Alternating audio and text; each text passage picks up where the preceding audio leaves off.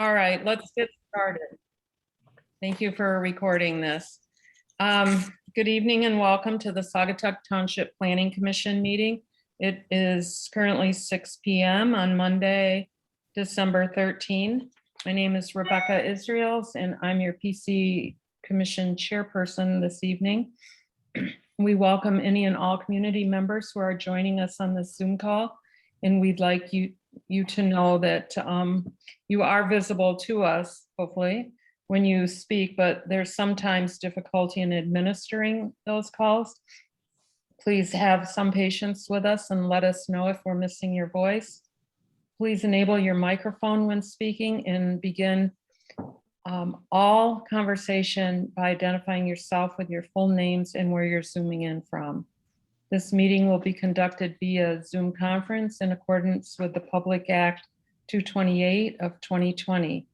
Please see the notice of public meeting via video conference for specific information about how to participate in the meeting. I would like to first of all call order, and then we will get right to our presenter before we do anything else this evening. Okay, so we'll approve the agenda and the minutes and whatever. We'll get to the agenda after we listen to Mr. Kilpatrick tonight. So roll call, please. Dave Eiley. Here. Oh, Denise Saugatuck Webster. Township. Oh, yes, I'm sorry, go ahead. Sorry. Yeah, Dave Eiley here, Saugatuck Township. Denise Webster. Denise Webster, Saugatuck Township, Allegan County. Okay. John Helmrich. Here, Saugatuck Township, Allegan County, Michigan. Daniel DeFranco. Here, Saugatuck Township, Allegan County, Michigan. Michael Worth. Here, Saugatuck Township, Allegan County, Michigan. Jackie Ground, I'm sorry, Jackie Ground. Here, Jackie Ground in Saugatuck Township. Okay, and Rebecca Israels, I'm here and I'm in Saugatuck Township. Okay, Lene, would you please introduce our host this evening, or our presenter this evening, actually? Oh, sure. That's a great pleasure to introduce Ryan Kilpatrick. Ryan, I wish I had your bio with me, but Ryan, the Executive Director of Housing Next, correct? Housing Next, based out of Holland. But Ryan serves many communities in the West Michigan area and at various housing and planning and economic development conferences throughout our state. Ryan has a degree in planning, urban planning. He's worked as a planner in the private sector and the public sector. He's also worked for the Michigan Economic Development Corporation, and really has a passion for housing and building great communities. So with that, I'll turn it over to Ryan. Well, geez, Lene, I should just let you write my bio from now on. Thank you. That was great. What Lene didn't mention is I used to work for Lene at Williamson Works a long time ago. And we've been friends ever since. But thank you all for letting me come join the meeting. I don't know if anybody was at the Saugatuck Center for the Arts a couple of weeks ago, but I did a similar presentation to what I'll give tonight, a little bit different given the context, being kind of downtown Saugatuck. But what I'm going to do tonight is, if I can share my screen, I'll put up a handful of slides that I'll walk you through.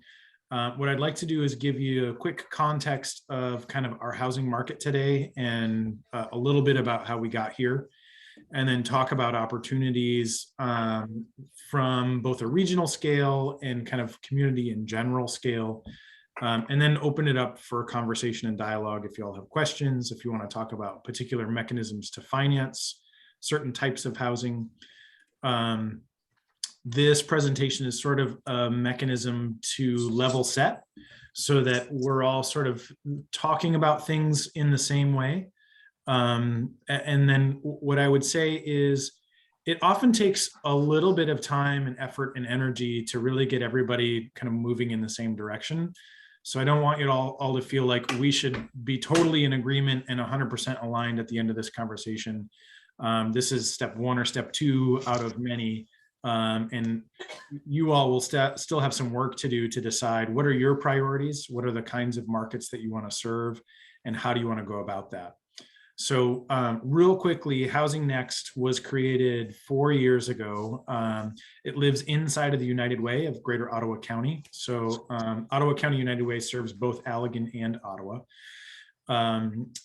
My board is made up of community foundations, chambers of commerce, economic development agencies, the county administrator's office. And our goal is really housing that is affordable at all price points. So not just low income, but also middle income, market rate, and luxury. We need all of those housing products in the marketplace in order to have a healthy supply.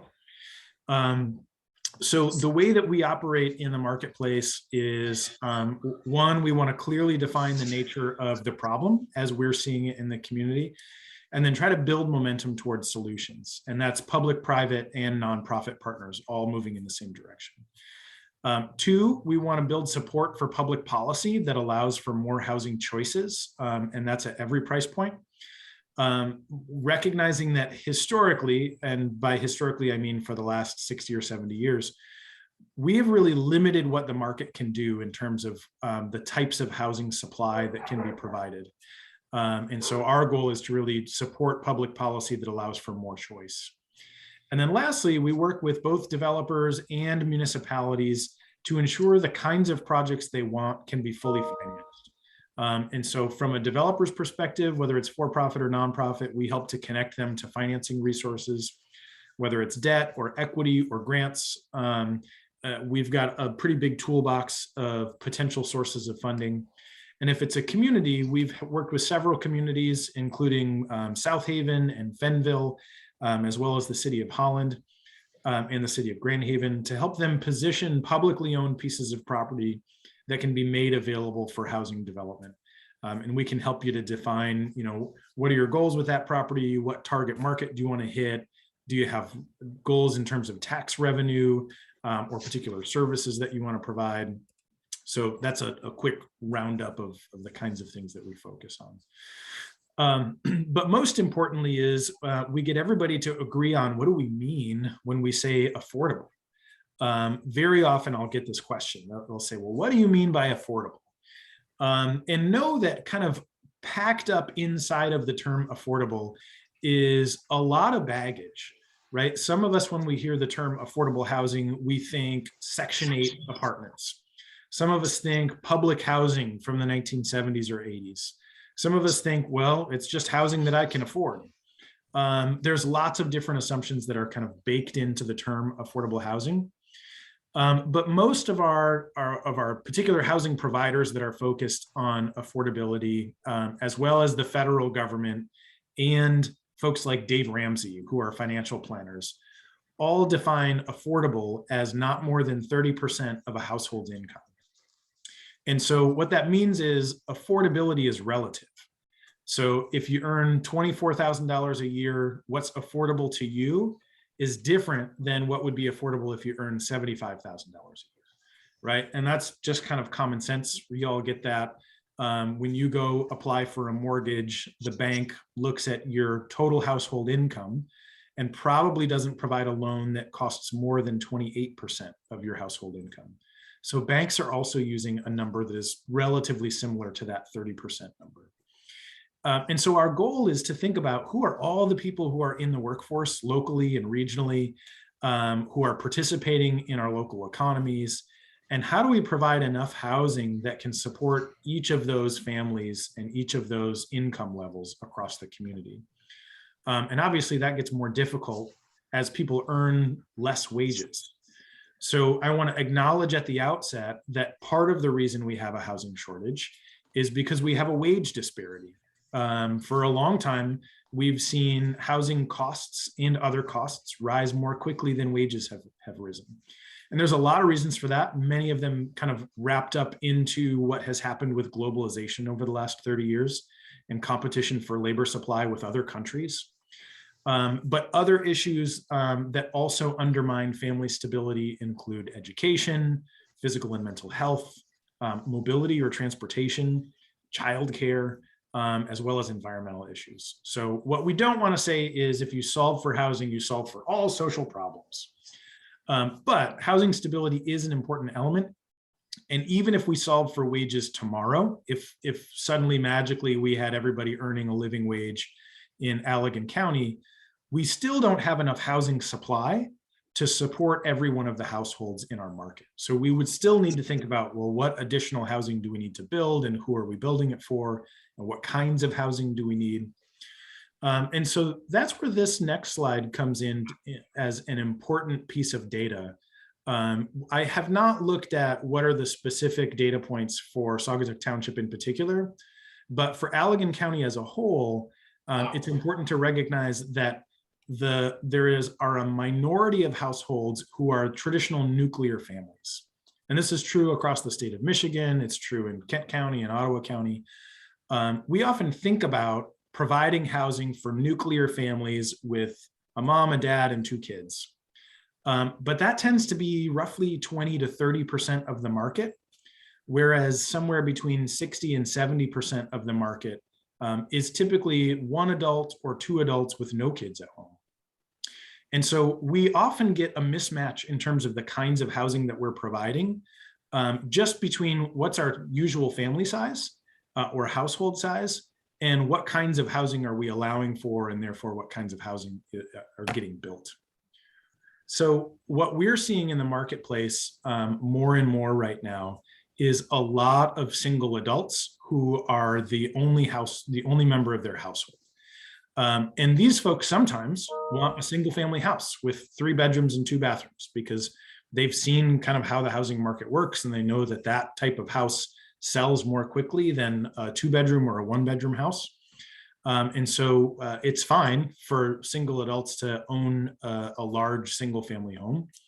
But there are also a lot of single adults that are deciding they would rather rent, or they would rather own something that's small, like a condominium or a townhouse, so that they don't have the maintenance obligations, so that they don't have to necessarily hang around all summer and mow the grass every 4 or 5 days when it's raining.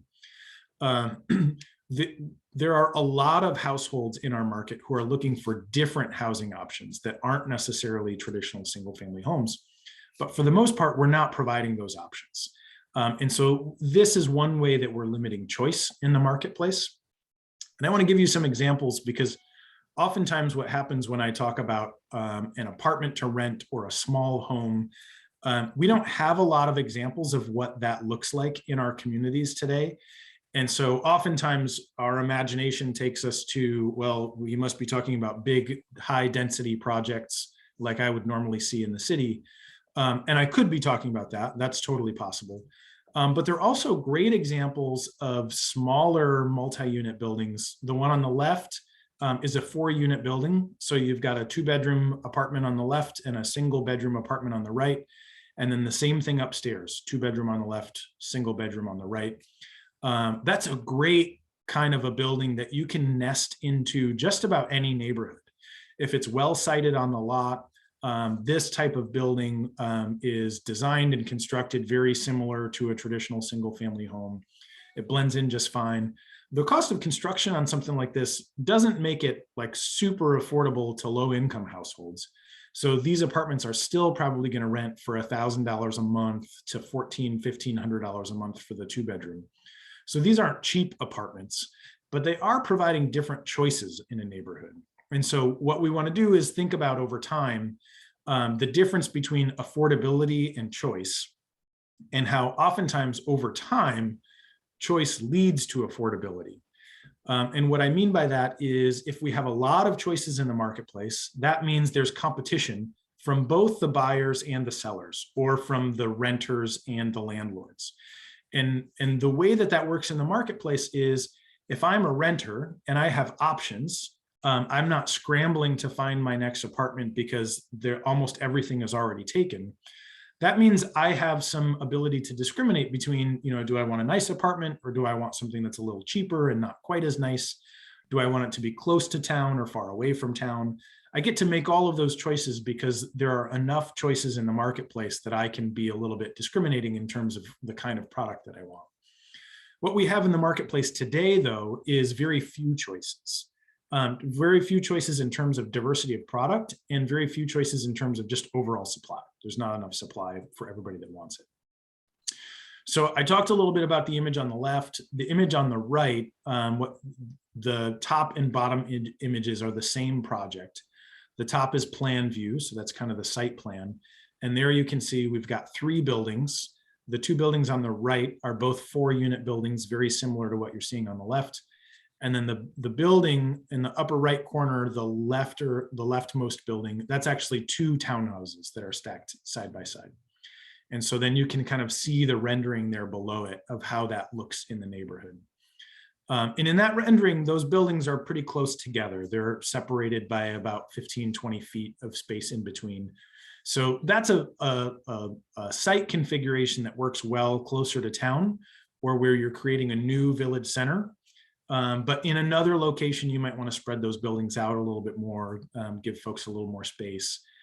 Those are kind of the fun things that we get to play with in terms of land use and coding.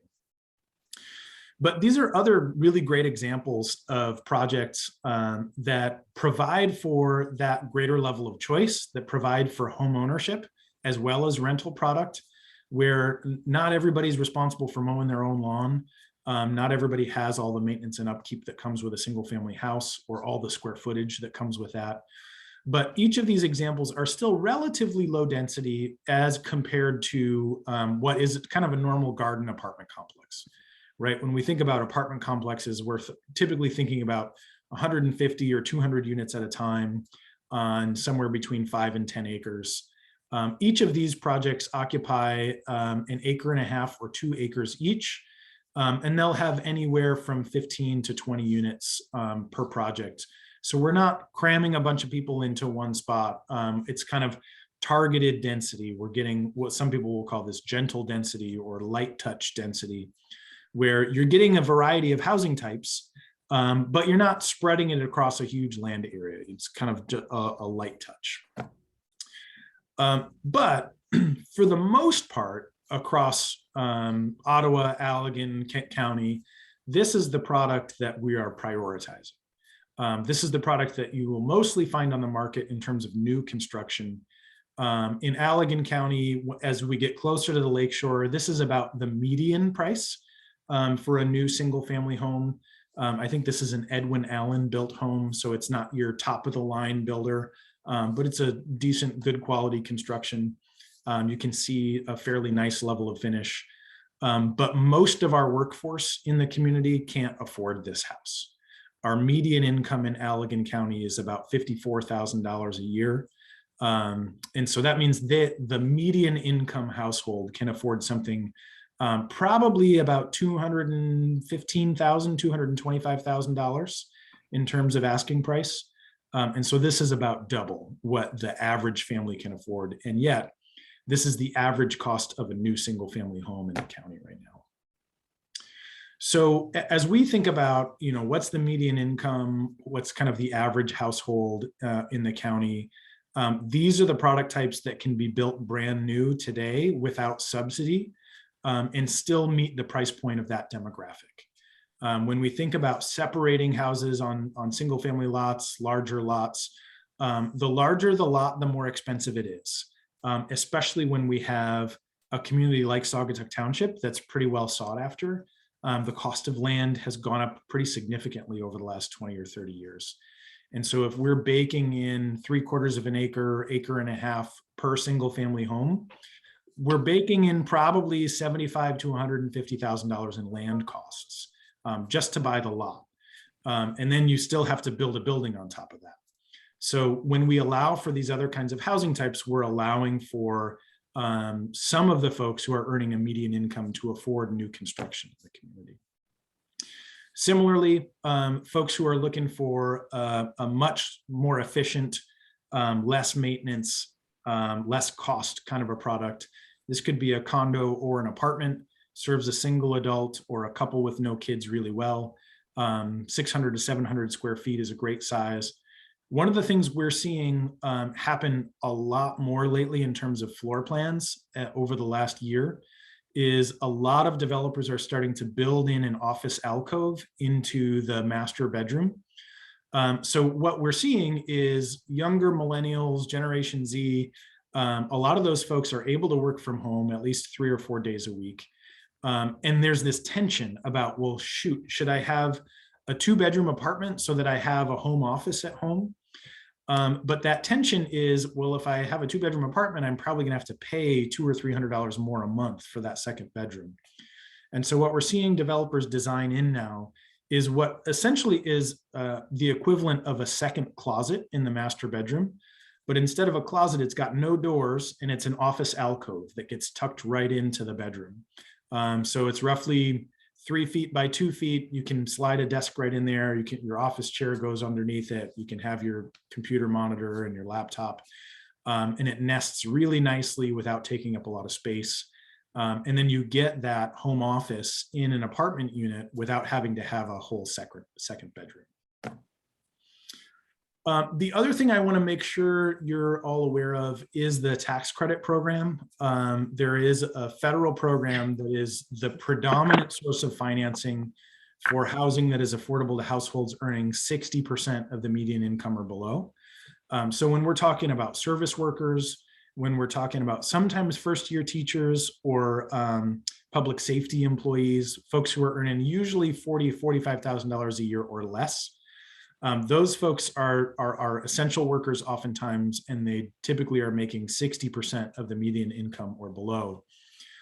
This is an example of a tax credit funded apartment complex that we've been working on in Holland Township over the last couple of years.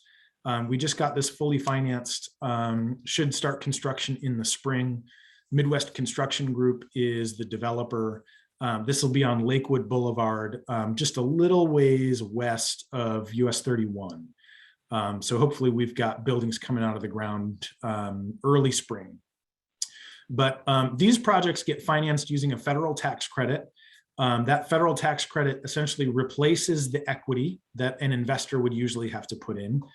And then the state comes alongside and provides a state bond issuance that essentially services as the debt on the project. And what that allows the developer to do then is, instead of having to pay a rate of return to his investors of 8, 10, 12%, he doesn't have to provide a rate of return to those investors because the equity investment is actually the tax credit.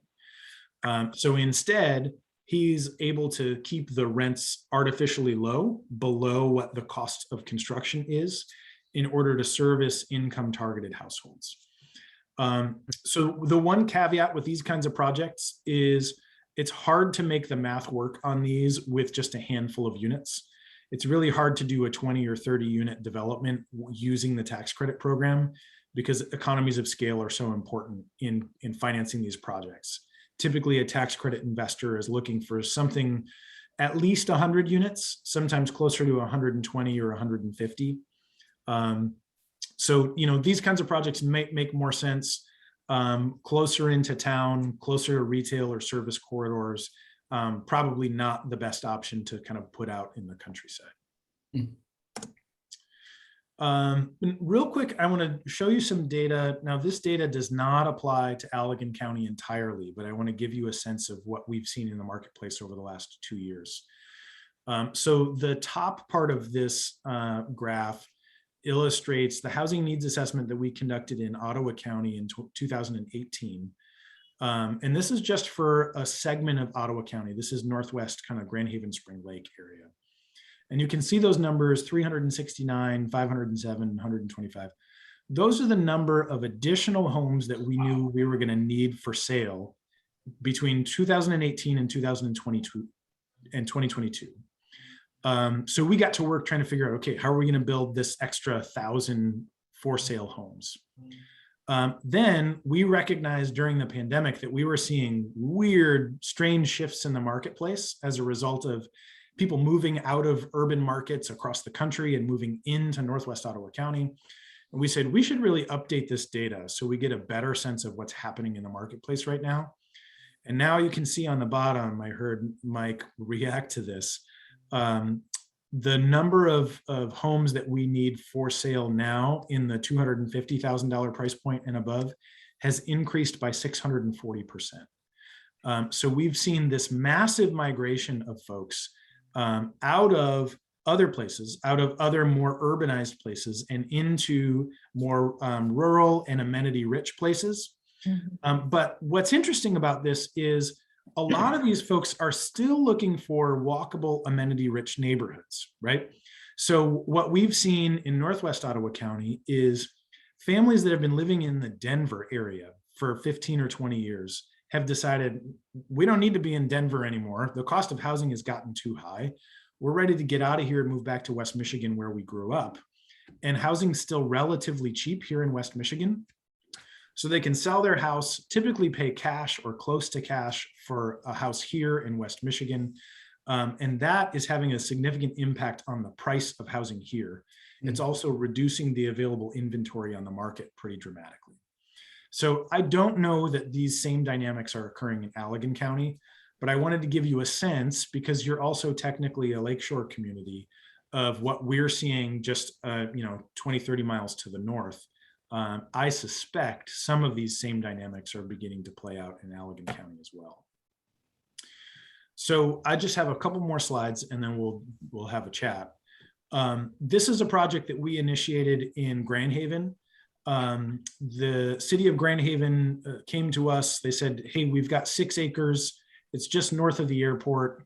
We've just been sitting on it for 30 years. We don't have a use for it. We thought it was going to be an industrial park, and we haven't had any industrial users that wanted it. So we partnered with an organization called Michigan Community Capital. It's a nonprofit finance institution. And we put together just a basic subdivision. This subdivision has lots that are 50 feet wide, but they're about 175 feet deep. So it's a good size lot. And we planned 30 dwelling units, 30 single family homes. And we put together what's called a community land trust. So the land trust will own the underlying land under 15 of the 30 homes, and ensure that those 15 homes are permanently affordable to households who earn 80% of the area median income. The other 15 homes will be sold at market rate. Whatever the market will bear, that's what they'll be sold for. They can be flipped, do kind of whatever the market does. The 15 that are in the community land trust will always be owner occupied. They can't be rented out. They will always be affordable to households earning 80% AMI. And essentially the way this works is it's a new rung on the ladder in terms of economic opportunity for housing. So currently in our market, for the most part, you either have the option to rent or to go straight into traditional fee simple home ownership. But for a lot of young people, especially who haven't owned a home before and don't have any equity or don't have a lot of savings, it's really difficult to make the leap from a traditional renter to buying their first home that can often cost $250,000 or more now. We don't have a lot of older homes that are still priced at $110,000 in the market. So in order to make that jump, you either have to have a parent co-sign, or somebody's got to give you a gift for a down payment, or you got to get really creative with your financing. But the community land trust model is kind of a step in between, where the community land trust helps to provide down payment assistance. It underwrites a portion of your property cost by taking the land cost out of the equation. The land trust continues to own the underlying land, so you don't have to pay that 50 or 75 grand for the lot. And then it ensures that your home remains affordable, because what it does is it shares the appreciation with you. So as the home appreciates and as you're making principal payments, if you decide 5-10 years down the road, you're ready to sell, you'll get all of your principal back plus 25% of the appreciation. But the other 75% of appreciation goes back into the value of the home to help support the next home buyer.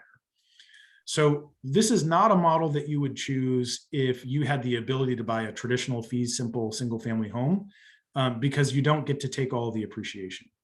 But if it's your only option other than renting, it's a better option because you'll get those principal payments back plus a portion of the appreciation. So these are the houses coming out of the ground. We've got the first 12 up, 3 more are coming yet we've got foundations in. The framing will happen here probably over the next month or so we can get buttoned up before the winter really gets bad. And then the next 15 will start construction probably mid to late spring as soon as we can start pouring foundations. The really important part about this is just like in Allegan County, Ottawa County is seeing median home values for new construction in about the $450,000 price point. We're offering a handful of these homes at $139,900, another handful at $159,900, and that you get an extra bedroom at $159,900, and then at $189,900 you get a full basement and a third bath. So those are the affordable units. The market rate units are starting at $259,000, so still about $200,000 less expensive than a traditional market rate home. But these are also smaller homes, right? We're not building 2,500, 3,000 square foot homes. These are 1,100 to 1,600 square feet on 50-foot wide lots. I should note the city they essentially reduced the cost of the land by 90%. Land should have been worth about $360,000. They charged us $30,000 for the land, or essentially $1,000 a lot. They cut their sewer and water fees. They provided brownfield TIF support. So there's a lot of kind of public support for this particular project. Without that, it wouldn't have been so simple to provide those price points. So I definitely advocate that if you have publicly available land that you wanted to make available for cheap and do all the things Grand Haven did, that's great. We can help to put together a project. The other thing that you can do is just think a little bit more creatively about land use and zoning. Real quickly, y'all can kind of see how the math breaks down here. This is an example of the exact same parcel, one kind of put together in the traditional single family large lot development format. These are mostly 3/4 of an acre lots. The other provides a very different type of and mix of housing.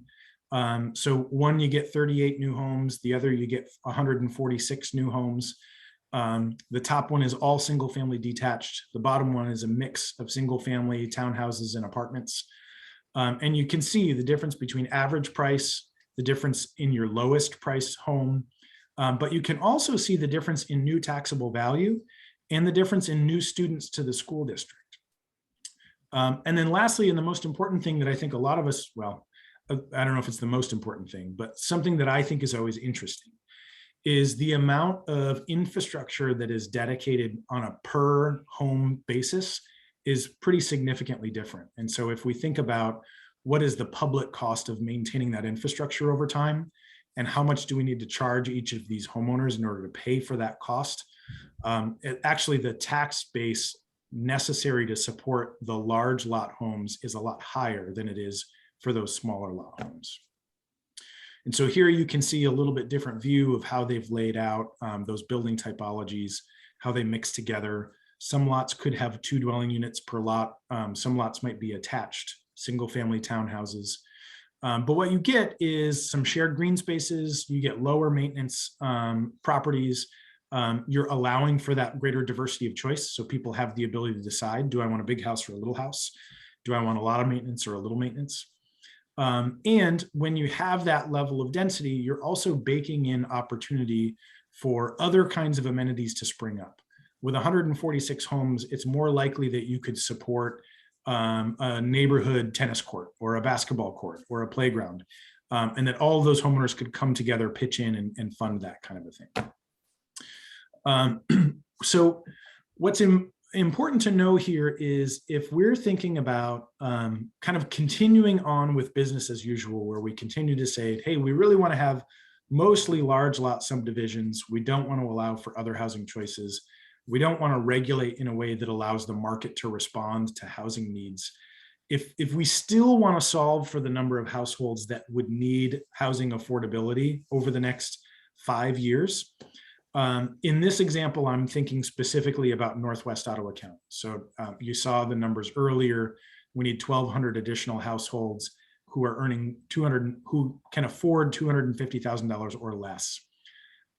Without some kind of a regulatory change in terms of our overall framework, we need to subsidize a majority of homes that get built to the tune of $80,000 to $100,000. We multiply that by 1,200 homes. That's almost $100 million in philanthropy or some other form of subsidy necessary to help those 1,200 households maintain affordability. Now, there's a third choice, which is, well, let's just let people spend 40 or 50% of their income on housing, or let's let them drive an extra 20 miles where housing might be more affordable. But the problem with that third choice is we've got a lot of employers here in Southern Ottawa and Northern Allegan County that are dependent on workers who can show up to work every day. They're dependent on workers who feel comfortable knowing that their kids got childcare close by and they can get to work on time. And they are paying quite a bit more than they were 3 years ago. We've seen starting wages for unskilled labor go from $12 an hour to $18 an hour over just the last 18 months. But we're still struggling to provide enough adequate housing for those folks. So we've really got to be thinking about all the different ways that in the short term, while we're working on bigger picture issues like wages, like education, those are like 10, 15, 20-year systems level problems. In the shorter term, we've got to think about how do we provide more housing choices at a greater diversity of scale and density to support the kinds of households that we have in the marketplace today that are really servicing our economy. Our service workers, our manufacturing workers, our public safety workers, our teachers and nurses. And then lastly, the thing that we're really trying to focus on is how do we establish regional partnerships so that no one community feels like, well, we've got to take all of the responsibility for this on our own backs and nobody else is doing enough. And so we're going to do everything. It's not going to work that way. It's not going to be sustainable. We really need multiple townships and our cities to be working together to think about how do we connect people to place? How do we connect people to jobs? How do we ensure that we've got adequate capacity in our road infrastructure, our sewer and water utilities, our educational infrastructure? And then if we're going to allow for more density, we want to be thinking about good design standards so that we're proud of the places that we're building. And we've got to recognize that when we have more people in one place, we can afford better amenities, right? When we have more people in our school districts, we can afford better equipment in our schools. When we have more folks in our communities, we can afford better services. And so really thinking about some of the values that come from more neighbors, but also being really cognizant of just ensuring that that additional growth is compatible with the community's expectations for why did I move to Saugatuck Township? What are the things that I really value? And how are we preserving those things while also allowing for growth? So with that, I'm going to turn it over to you guys if you've got questions or want to talk about some things.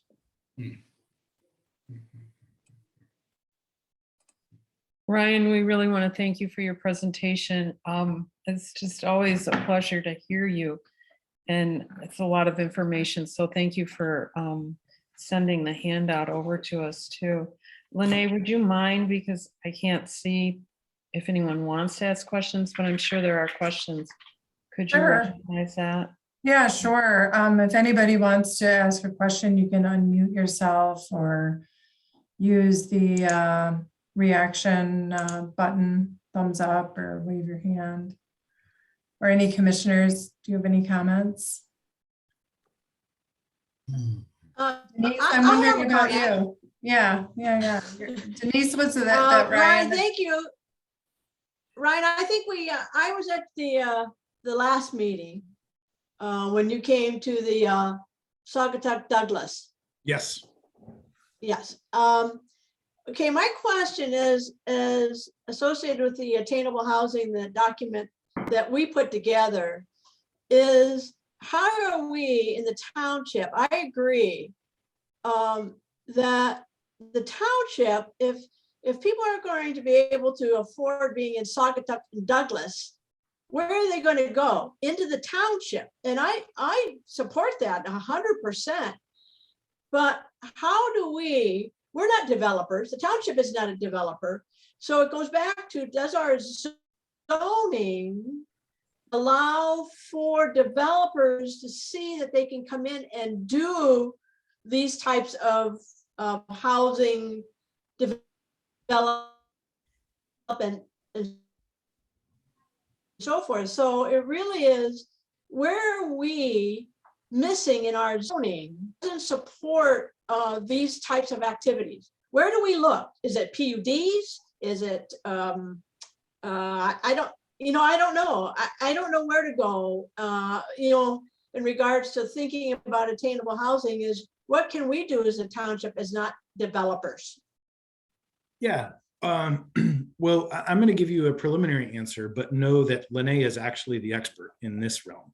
Okay. So what I would say is your two primary options that I would suggest thinking about are, yes, making your PUD standards more flexible, but making them contingent upon housing attainability or affordability, right? So you have the ability to build in that flexibility if and only if you're getting the level of affordability that you're asking for. So today you might say, hey, we've got a density bonus if you preserve this amount of open space or if you do something else. Those are excellent standards to have. You can also provide a density bonus in exchange for some level of affordability. Now, the trick is always, how do we calibrate that bonus in a way that it is actually valuable to the developer? In terms of like a one-for-one exchange of you get X amount of additional density, we get Y amount of additional affordability, the math actually makes sense for the developer and they'll build the project. Oftentimes a community provides, a only moderate level of density bonus and expects a whole lot of affordability. And the developer says, I can't build it for that. I'm going to lose money if I do it. And very often communities say, well, we don't believe you. This is what we want. It's a priority. You should just do it. And the developer says, I'm just not going to do the project. And then you don't get any of the housing you wanted, whether it's market rate or affordable. The other mechanism to think about is a special district. And I think you want to kind of take this slowly and carefully, but Lene is an expert guide, and really think about, are there a couple of places in the township where you anticipate you could have sort of a community center, whether it's along Blue Star Highway or it's a strategic intersection. And are those places appropriate for you to start to think about, well, we're actually going to allow for some more compact development in this area. And we're not going to rezone a huge swath of land, but you might rezone maybe 20 acres on either side of the road, maybe even a little bit less, and do that in partnership with a property owner, where you've got a strategic property owner in a particular location to say, we're going to create a special district for compact development. We think it's appropriately sited, and we're going to craft some standards that allow for townhouses and stacked flats and missing middle housing typologies.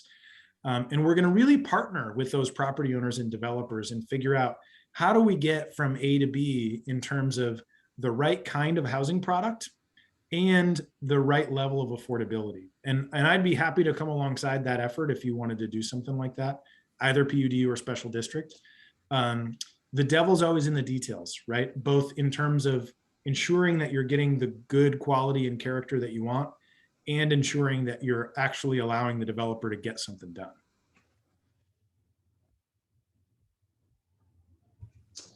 Okay, I'm sure there'll be a lot more discussions. Thank you. Yeah. Well, I have a question regarding some of the ways of with the financing, and you had mentioned TIFs in one of the discussions with the projects, and I was just curious, as a township, are we able to create a TIF district or?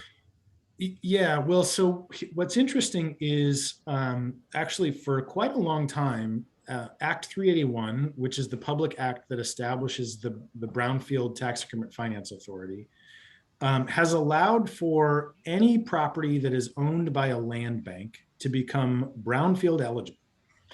And so currently there's a debate happening at the state level, because we've now, in Grand Haven, we used this act to make our property eligible so that we could reimburse costs associated with infrastructure and site preparation.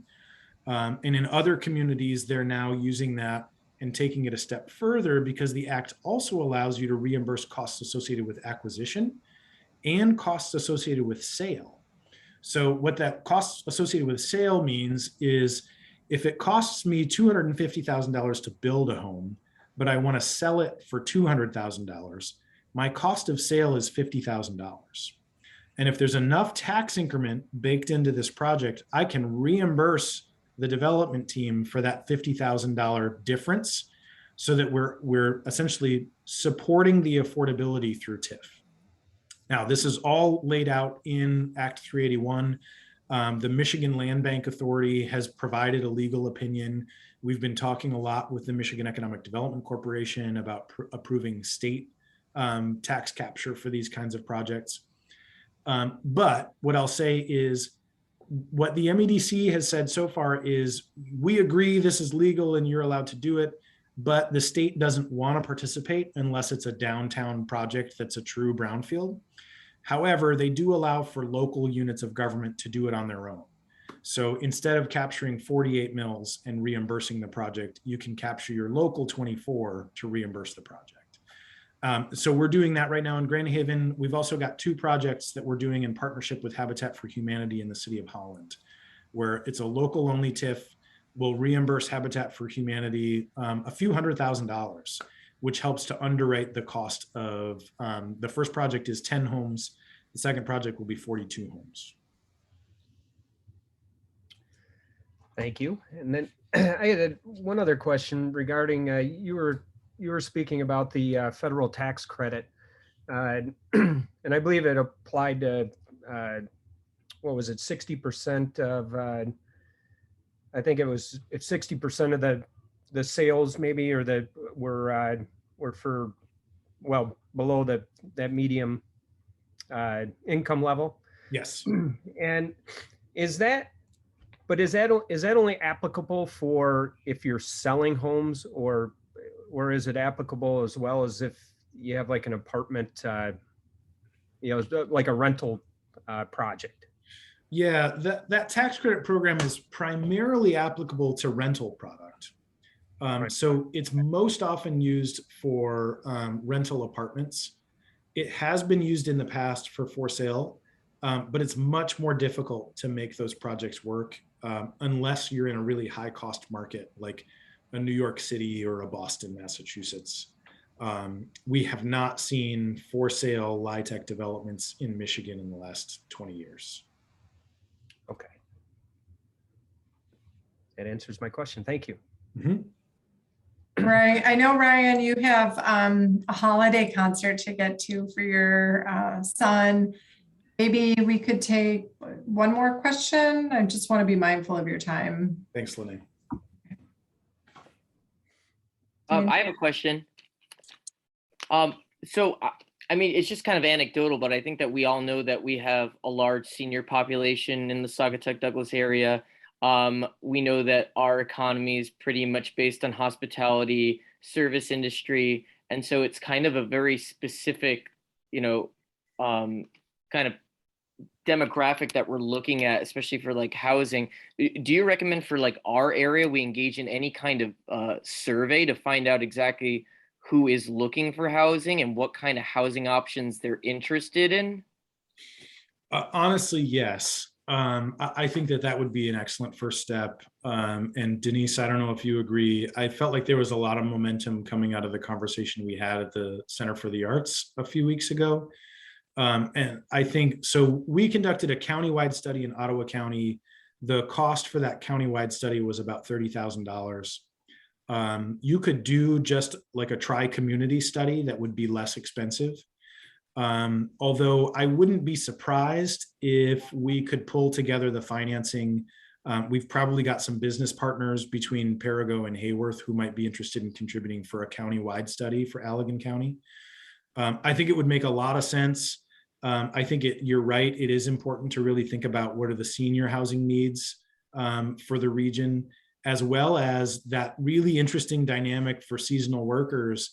It's more acute, I think, in Saugatuck Douglas and the township than it is probably in anywhere else along the west coast of Michigan, maybe until you get to Traverse City.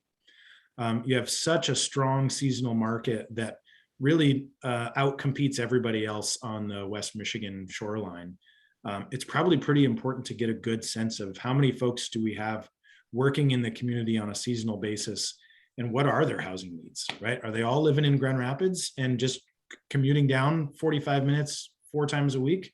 Or are there situations that we're just not clear on yet? Thank you. Got a question if there's time left? Yeah, go ahead. Okay, really nice information, Ryan. I noticed a lot of your illustrations on the affordable housing look like pretty conventional stick-built construction. And I was just wondering if anybody has been experimenting or looking to do work with modular home construction, advanced technology construction that might get the prices down and have a more affordable approach to construction, because it looked like they're just small homes that are built the same way as big homes. I love that question. Yes. And we've actually been talking about this. How do we build more economies of scale? How do we get a little bit more industrial in terms of our ability to build at scale? Right. Since we were founded, what we have discovered is the plants, the kind of indoor climate controlled plants that are producing modular housing are primarily in Indiana and Pennsylvania. Mm-hmm. And we haven't found a way yet to reduce our cost of shipping, of transportation enough to offset that difference. Mm-hmm. But we've been talking to folks like Universal Forest Products and Zeeland Lumber, as well as some other philanthropic partners, about the possibility of building a manufacturing and assembly plant here in West Michigan. There you go. Yep. And I think this is another good reason, if we had a comprehensive study for Allegan County that we could then pair with Ottawa and Kent County and start to get a real clear picture of, we know between Ottawa and Kent County, we need 37,000 additional housing units by 2025 just to keep up with market demand. Sure. I would anticipate Allegan would probably add another 8,000 to 10,000 to that number.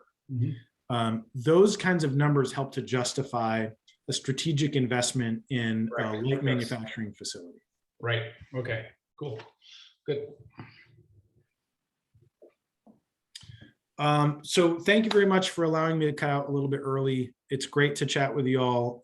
Let me know. I'm happy to come back anytime. I really enjoy and appreciate these conversations. Thank you, Ryan. Thank you. This is Thank Becky. you. If you're ever in the area, could you just send me an email and I'll let everyone know, because I'm sure after hearing you once, people would love to hear you again. So. Yeah, well, I'm not far away, so anytime. Okay. Thank you. All right, Thank take you. care. Thank you. Okay.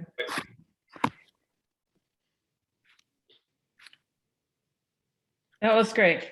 Moving on, the next thing on our agenda would be the approval of the agenda for this evening.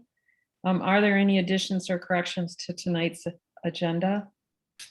I would like to add an item to the agenda. I don't know if it should be under new business, maybe old business, but have zoning administrator clarify partnership potential with the Outdoor Discovery Center. Just like an opportunity to talk about that. Okay, let's partner potential. So let's put that under new business. Is that okay? Even though we brought it up on our last meeting, I think that would be appropriate for new business, Daniel. Okay. Okay. Is there anything else that you would like added or deleted from the agenda this evening? Is there a motion to approve the agenda as amended? So moved. And it's moved by Eileen and supported by I'll support. Denise Webster. Sure. Any other discussion? Okay, I will call a roll call. Dave Eiley, Yes. Webster, Yes. Humrick, Yes. DeFranco, Yes. Worth, Yes. Round, Yes. Israel's yes. Thank you. Next on the agenda is the approval of our minutes from our last meeting. Daniel, am I correct in saying that those aren't out yet? Those are not out yet. They'll be ready for our January meeting along with December minutes. Okay. I do want to say something. I was reviewing the Open Meetings Act, and there is language in there that says we have to have minutes within 7 days following our meeting. 7 days. Yeah, I mean, we typically aren't asked to furnish those, but it is in that act. I can get you the language if you'd like. Yeah. I just don't know if I Makes can. it hard. It makes it super hard because especially last meeting, like I was in the middle of vacation. I Like, know. So like there is no way. I wonder if you could, if there could at least be a set of minutes with like the decisions and the votes that are more of like a brief that could be available if someone is asked for them, and then the full minutes that are approved could be different. I could ask our manager Yeah. thoughts on that. Well, what I could do is, so like I've also read on the Open Meetings Act that, the minutes don't necessarily have to be any more detailed than, including motions and decisions and what's on the agenda. So, I mean, what I could do is I could just fill out the agenda with, motions and decisions and then have that available right away. And then, that more detailed minutes could come later. I know that we've kind of gotten accustomed to my detailed minutes, but that's not necessarily what's required of the minutes. Not at all.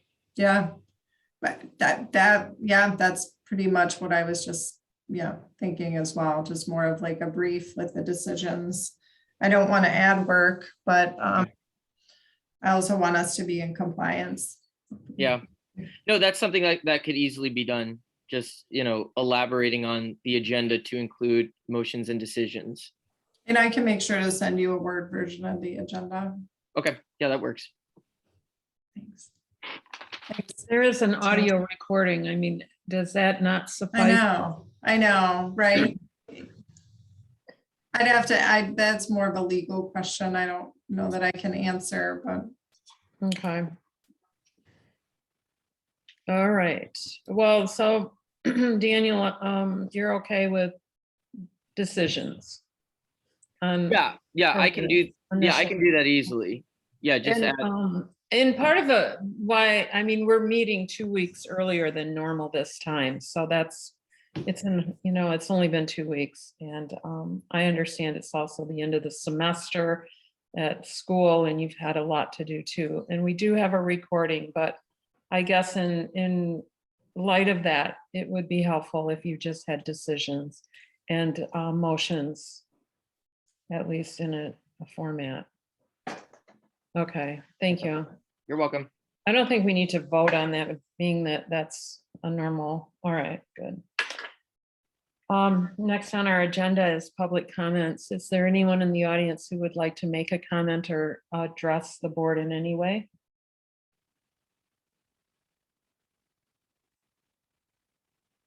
I'm not seeing anyone, Becky. Okay, seeing none, I would like to close public comments at this time. And now we'll move on to new business, and we can strike number A because we've had our housing presentation by Ryan. And moving on to B, Daniel, you wanted to ask about partnerships?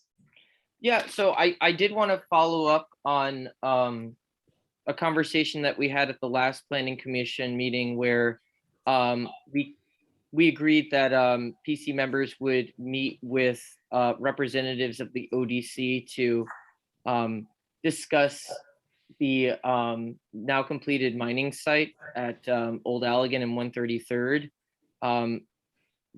Jackie Ground, David Eiley, and I did meet with the ODC. They gave us, or they said they would be able to create a proposal for us, which they did. And they estimated the cost of that proposal being $1,400. I did send out a copy of that proposal, but it's now kind of come to our attention that that action may not be possible. And I did want to ask you, Lene, kind of to walk us through, because I do want, I do want to understand exactly kind of why it's not an appropriate action. And I kind of also want it to be public record so the public understands, why we can't proceed, or if there's any way that we can change the way that we're approaching this matter, that it would make it appropriate. So I kind of just wanted to, I mean, for you, I kind of want to pinpoint exactly why our, the actions that we're taking are inappropriate or not appropriate. Yeah, I mean, we had a lot of discussion at that public hearing for the mining project, and we can go back through the tape. I mean, it was a long meeting, a long night. But I think maybe there was some misunderstanding between what comments were made by, maybe it was you, Danielle. Again, I haven't listened to the video, but there were suggestions even from the public about, oh, the ODC can, maybe they have some strategies. That's great. But we as a planning commission can't be requiring or telling or engage, telling the applicant that they have to use the ODC, that they have to partner with a certain group for site restoration, that we just cannot do that as a public body unless it's a requirement in our ordinance, which it's not. What I understood when the visit to the ODC was mentioned was that it was already on your agenda, right? I think somebody was already going to meet with them. So it was like, we have other things to talk about with them about parks and trails. And maybe we can ask about this too. It wasn't, there was, in my mind, never a conversation about getting a proposal from them to do this work. I mean, that it had that been talked about or understood, I would have said, well, we as a planning commission, that, that needs to be a directive from our township board. It's also private property. So, I think that there's always concern about spending public dollars on private property. So, all of those things need to be considered. So in fact, I didn't even know that the ODC provided services like that, right? I thought they were a nature organization and didn't, had I known that we would be asking for a proposal, I probably would have said, no, that's probably not appropriate because, and I know this as a small business owner, it takes a lot of effort to provide a proposal. It takes a lot of time. And you want to know that that proposal has legs before you invest in that time to prepare it as well. So, perhaps it was, I didn't fully understand the intent, or maybe even planning commissioners didn't, who knows? But I think the point is that it's probably a fantastic proposal that they put together, because I'm sure they know what they're doing as an organization. And it's going to be the decision of Top Grade if they want to hire a group like that. Maybe Top Grade, as they said in the meeting, wants to do housing now. So then this would not, serve them, but it's going to be their decision.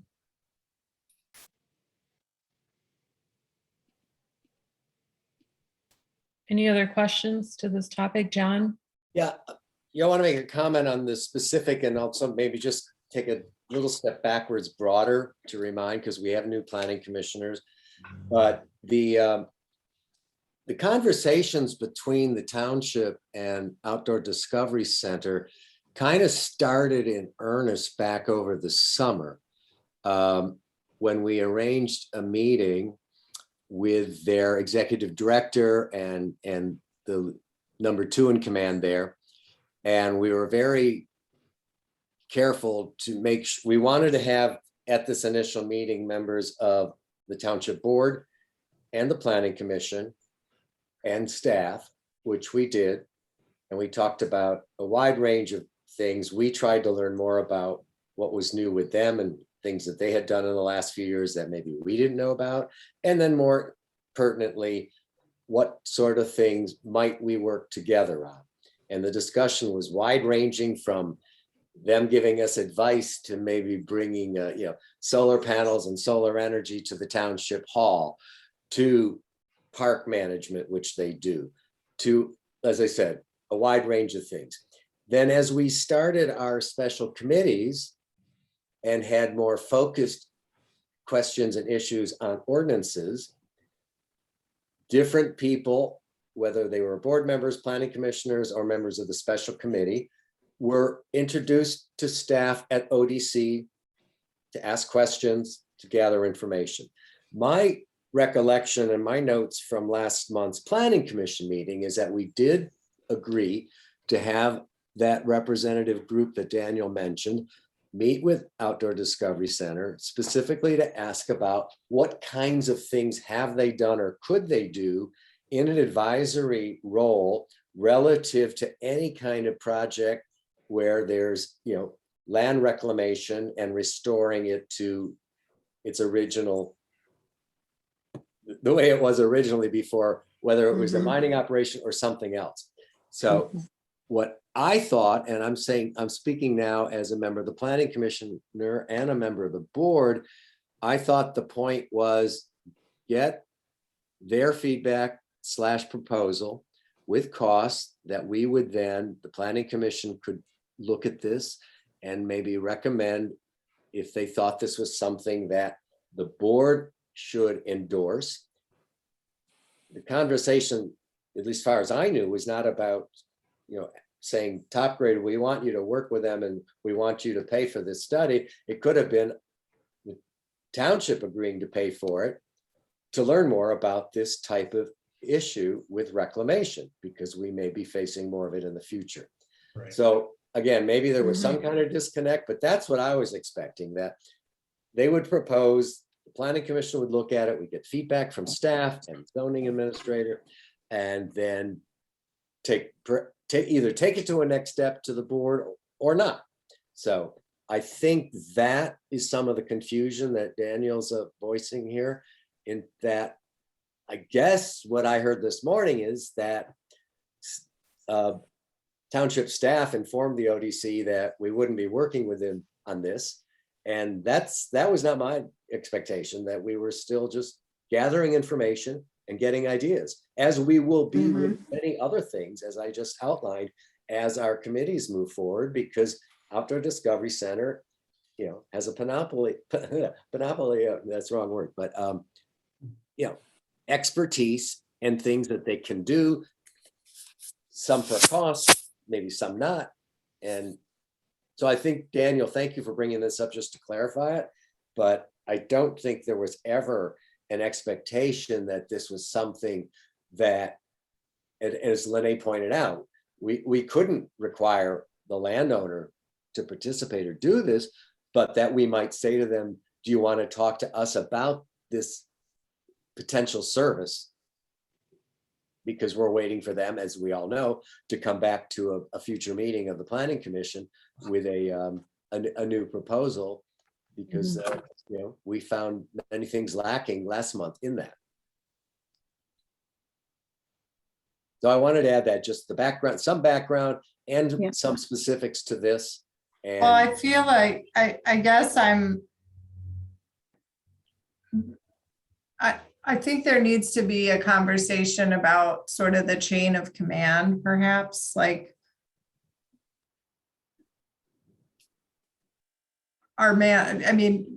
does the manager take ideas and then the board direct the planning commission to talk to organizations like this to get proposals, or does it come from the bottom up? Because I'm hearing that we need, that this needs to be, vetted and then kind of go through a process. And again, I was not aware that the ODC provided these types of services at all.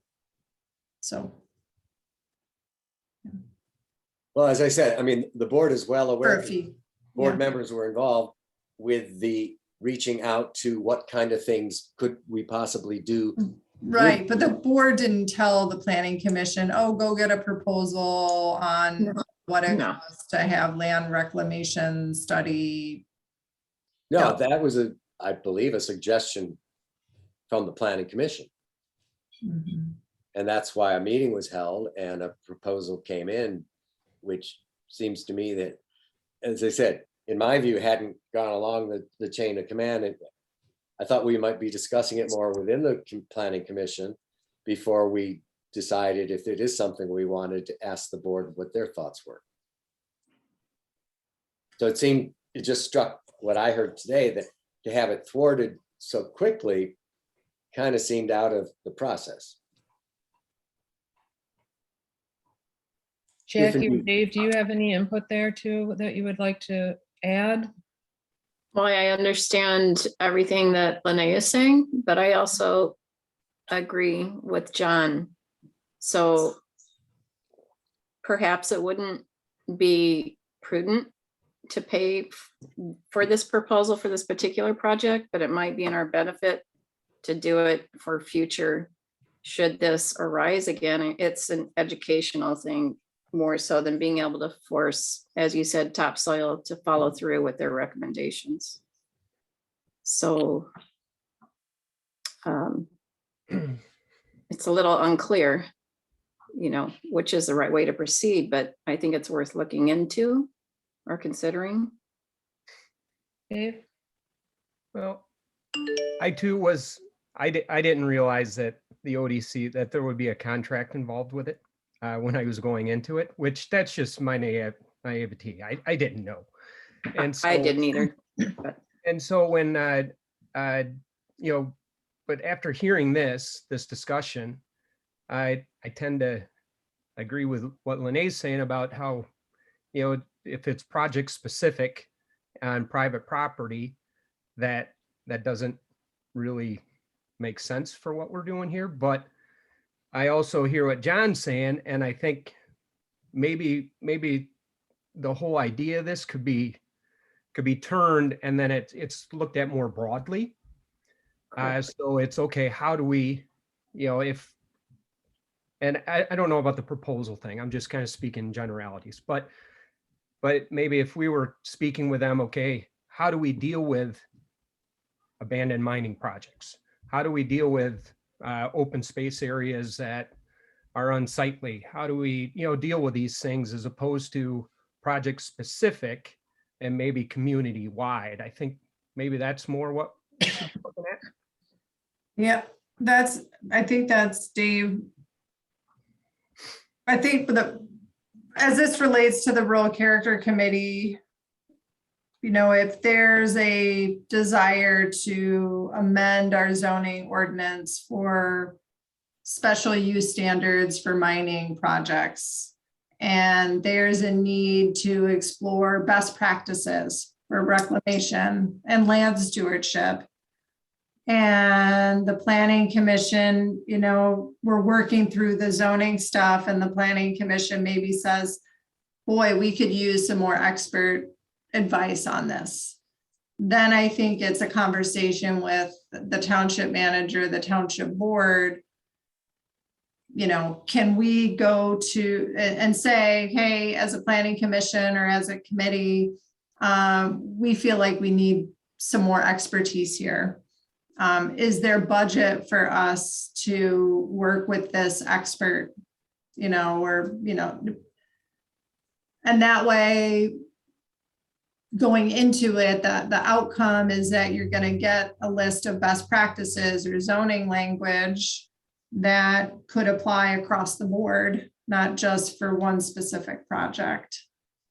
But this proposal is very specific in that it has like damage assessment, valuation of the land, future land use recommendations. So anyway, I think it was just probably we're probably all wanting the same thing, but I feel like there was just some different paths, a different path that was taken that wasn't, I guess, clear in my mind and other people's minds. So I think it's all good work. I don't think it's not, I think it's great that we're developing relationships with them. And I think that this isn't the end, and they weren't on this email. I didn't tell them. I mean, I just replied to the planning commission to clarify some things today, but you know, I don't think that this isn't the end of the road. I'm just saying that we have to really kind of look at a different path, perhaps. Is there anyone else that would like to respond? Well, I'll just add, since I went first, that, you Sure. know, I agree with everything you just said, Lene.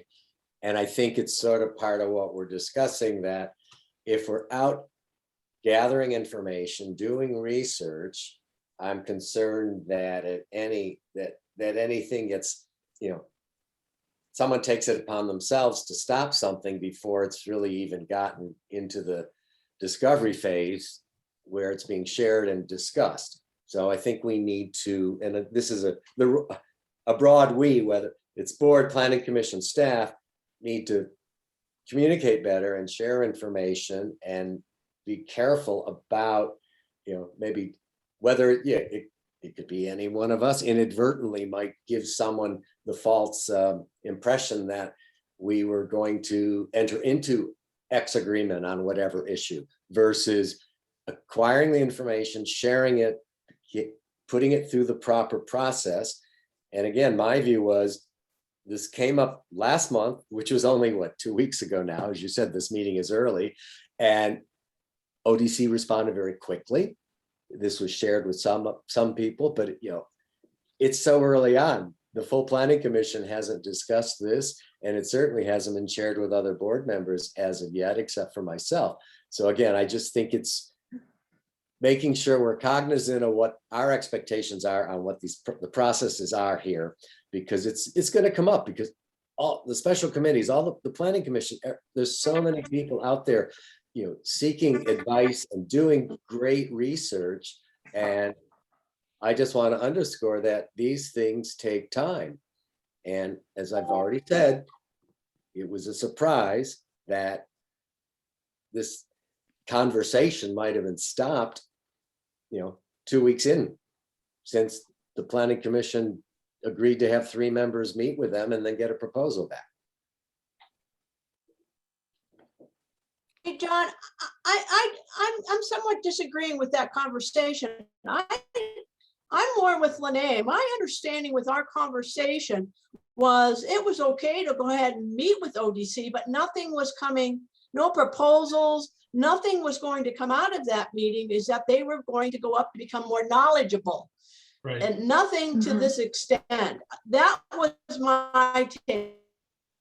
I agree. Of that discussion, realizing that we can't make that whatever the 3, whatever that group is, if they want to use ODC, go right ahead. If not, we can't force them or make them do that. So my interpretation of that whole discussion was more on Lene's side, and what that discussion was is that if you want to go up and become more knowledgeable, go ahead, but nothing was going to come out of that, because that's not our, as a planning commission. Yep. And Well, I I might think add, Oh, I sorry. think it would be, I'm sorry, this is Jackie. I think it'd be safe to say that not any of the 3 of us, Daniel or Dave or myself, knew that they were going to provide a proposal. My belief was that they were going to share some information with us, and they discussed the site, but ended up saying, we are going to give you a proposal. The intent was not to acquire a proposal from them. I But that's agree, what happened. Jackie. I don't think that was anybody's intent. And when it came forward, it was like, Yeah. we had some miscommunication with ODC. And that's nice that and again, we can provide that to the applicant again, depending on what they come back in January. But I don't know how we can make them go to ODC. That was no condition in anything back in 2018. In our zoning ordinance, there is no requirement that they go to a particular company for a particular No, site review. So I agree, Right. Jackie. I think that was not your intent when you guys went up there. It just came That's out, it was like, whoop, uh-oh, we've gone too far. We can't do that. Right, but no one's suggesting that. I Right. think Yeah. what happened here is they just decided to send a proposal as part of our request for information on the kinds of things they'd be able to do. That's all. And So and was it, that's- John, was it just conceptual then? Perhaps, I mean, I wasn't part of that meeting. Yeah, Where my issue is, okay, so they sent a proposal which was shared, and then someone said, no. there's No, way I mean, to do it." did I say no? I think I No. just emailed It to wasn't. clarify. Honestly, before it ever got to you, it was killed in the water, if I should say that. And I think that's the issue. We didn't talk about a proposal at the last meeting. That wasn't at all what we were talking about, but I think what it does is raise the issue that sometimes there's a lot of tough decisions that have to be made, and we make them. And they're not easy to get there. There's sometimes a very tough road. And by all the things that have happened with this, we need to figure out what our relationship and our partnership is going to be with ODC, because they are experts in land use in many, many ways. And we all respect that. And I don't think anyone's saying that you stifled this at all, Lene, because you did not. But I mean, I think it was communicated to ODC that they couldn't be involved in this project. We all know that. We understand that. We all know that it wasn't part of the conditions in the beginning. It's not part of the conditions now. We can't change that at all, but we can learn things from ODC about what to do in the future if we have things like this. And I think we should welcome that and let that proposal go to the board, and they can decide how that relationship will look. And we'll take direction from them. Does that make sense? I don't think anyone's saying you did this or I did this or we. They're a really good organization. We have super high respect for them. And many of us have gone out there and listened and spent hours with them on what they do with their partnerships in the Holland and Ottawa area community. And so we are very impressed by them. And so I understand why the next group went out. And I think even they, in retrospect, weren't asking for a proposal. No, I think that's absolutely right. And just to be clear, no one was suggesting that communication to not move forward with this had anything, it was coming from you, Lene. Not at all.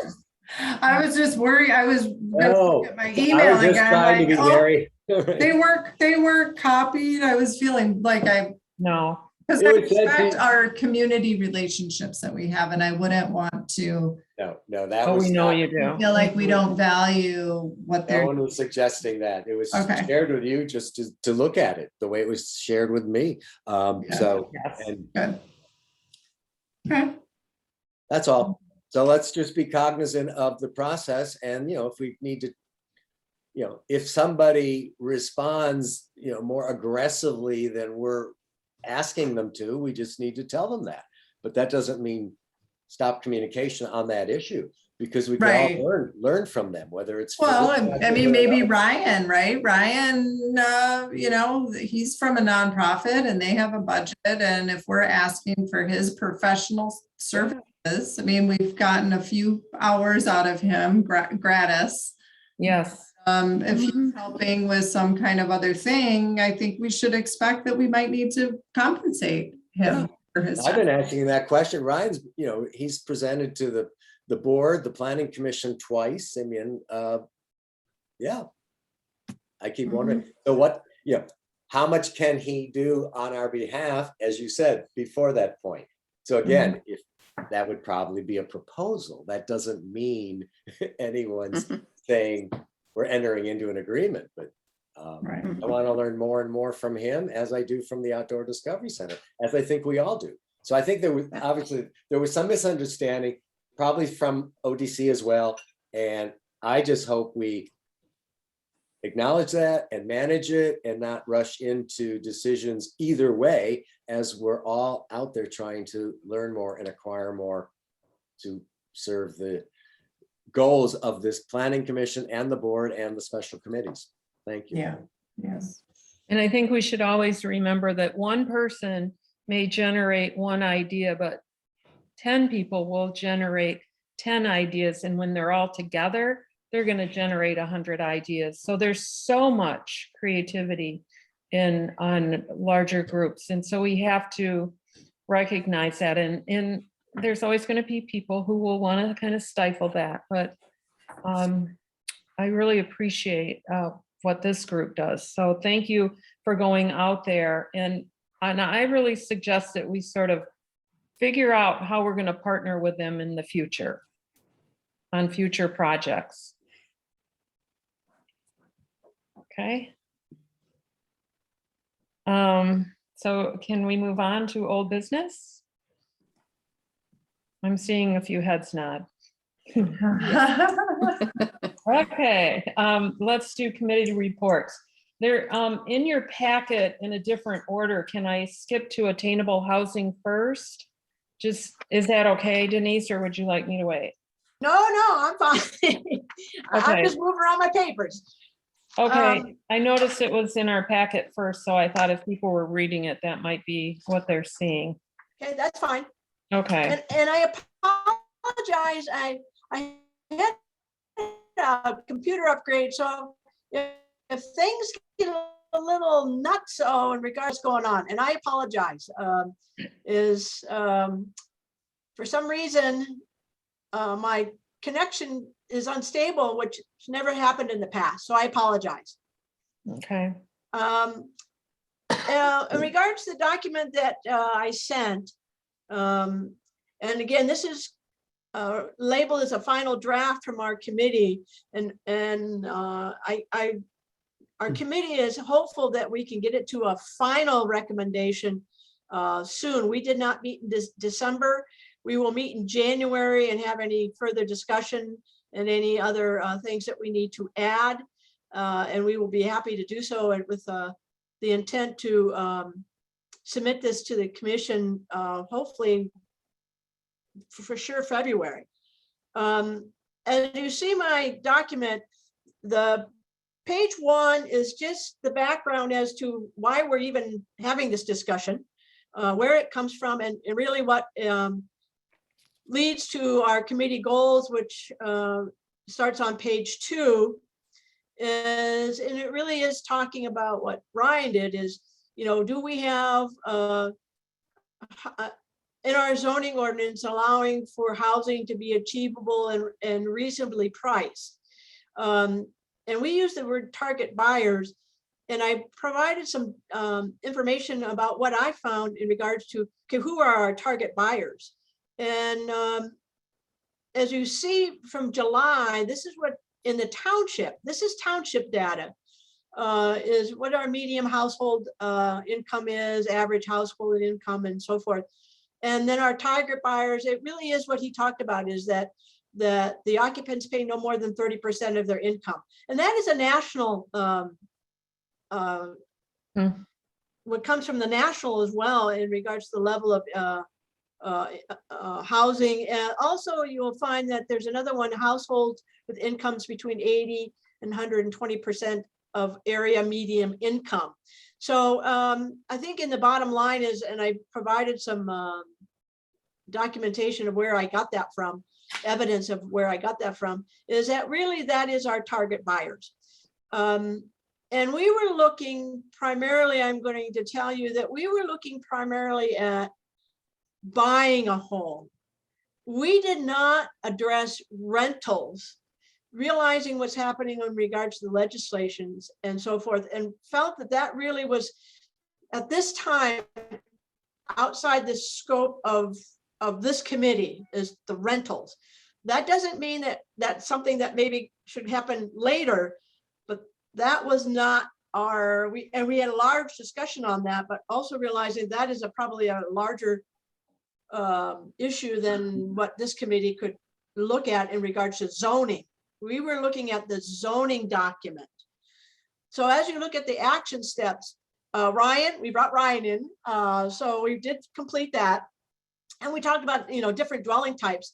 So then when I went to the next steps is, and I followed the zoning ordinance. So that's why you see definitions first and then the zoning districts. So I just went to the zoning document, and how is our zoning document set up? And do we have our definitions, know that we have to have some definitions. One, we looked at accessory dwelling units. And I just provide that as a starting point, realizing that it needs to have a lot of discussion as to whether that's our definition. I did in fact put domicile couple in there and define it if we choose to use that terminology. And I think Lene and our lawyer will tell us whether that we should use that if in fact the accessory dwellings are only for relatives of, if that's the way we're going to go, or is accessory dwellings also going to be, as Traverse City has done, allow particular lots, and they have an accessory dwelling and it becomes a long-term rental. Realizing then things will change in regards to that definition. So we have to decide really what we want to do for accessory dwelling units, but that was just a starting point. And I see that Mike's on that committee, and Jackie's on the committee, and Harry's on that committee, and I think Jim was on, Searing was on. Please, you guys, if I'm saying something wrong, step in. I would appreciate it.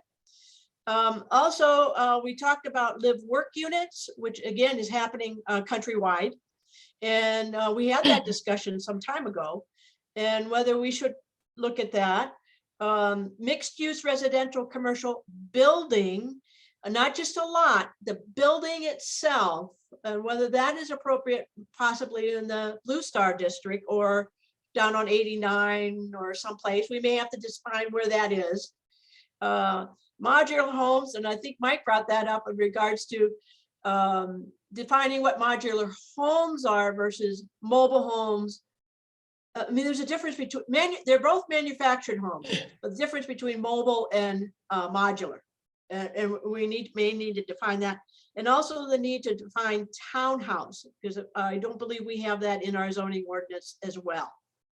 So then as we looked at those, then we went to the zoning districts, realizing that when we went to A1, and notice in my document, I took each zoning district and I underlined their statement of purpose. So we kept that in mind as we went to each in that discussion, and adding accessory dwelling units to whatever they are in the Ag 1 district.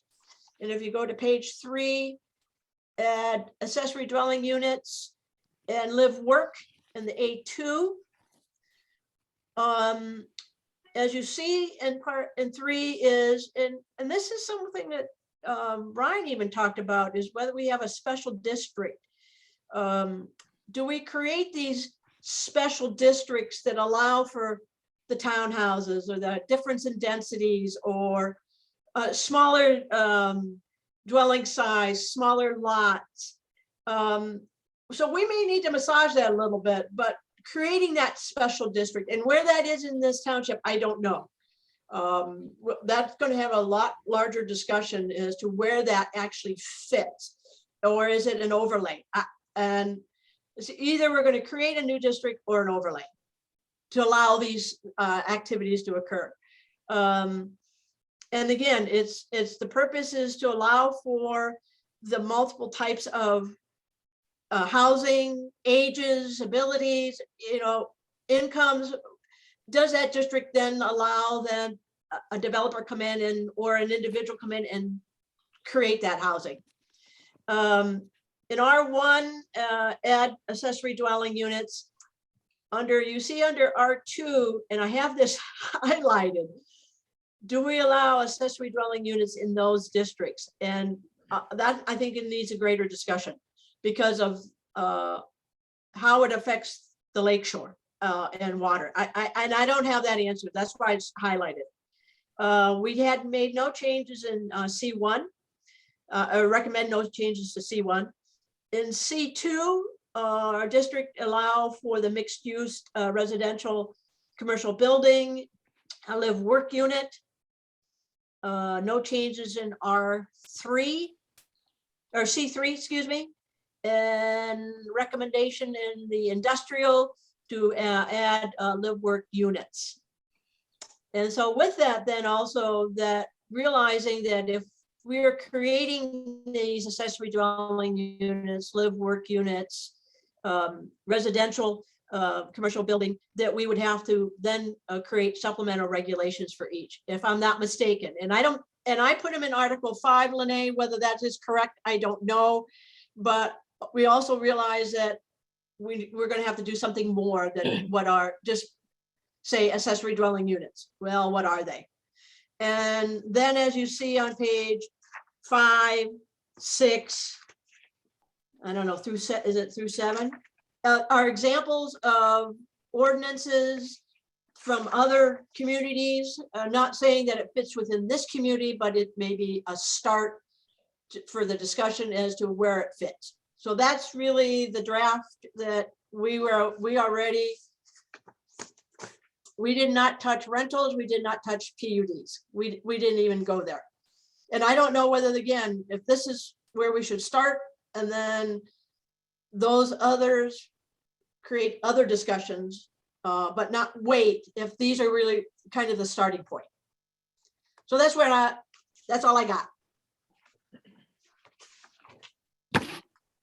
So commissioners, would anyone like to weigh in on this or any response to what Denise has shared or questions? Please begin that conversation.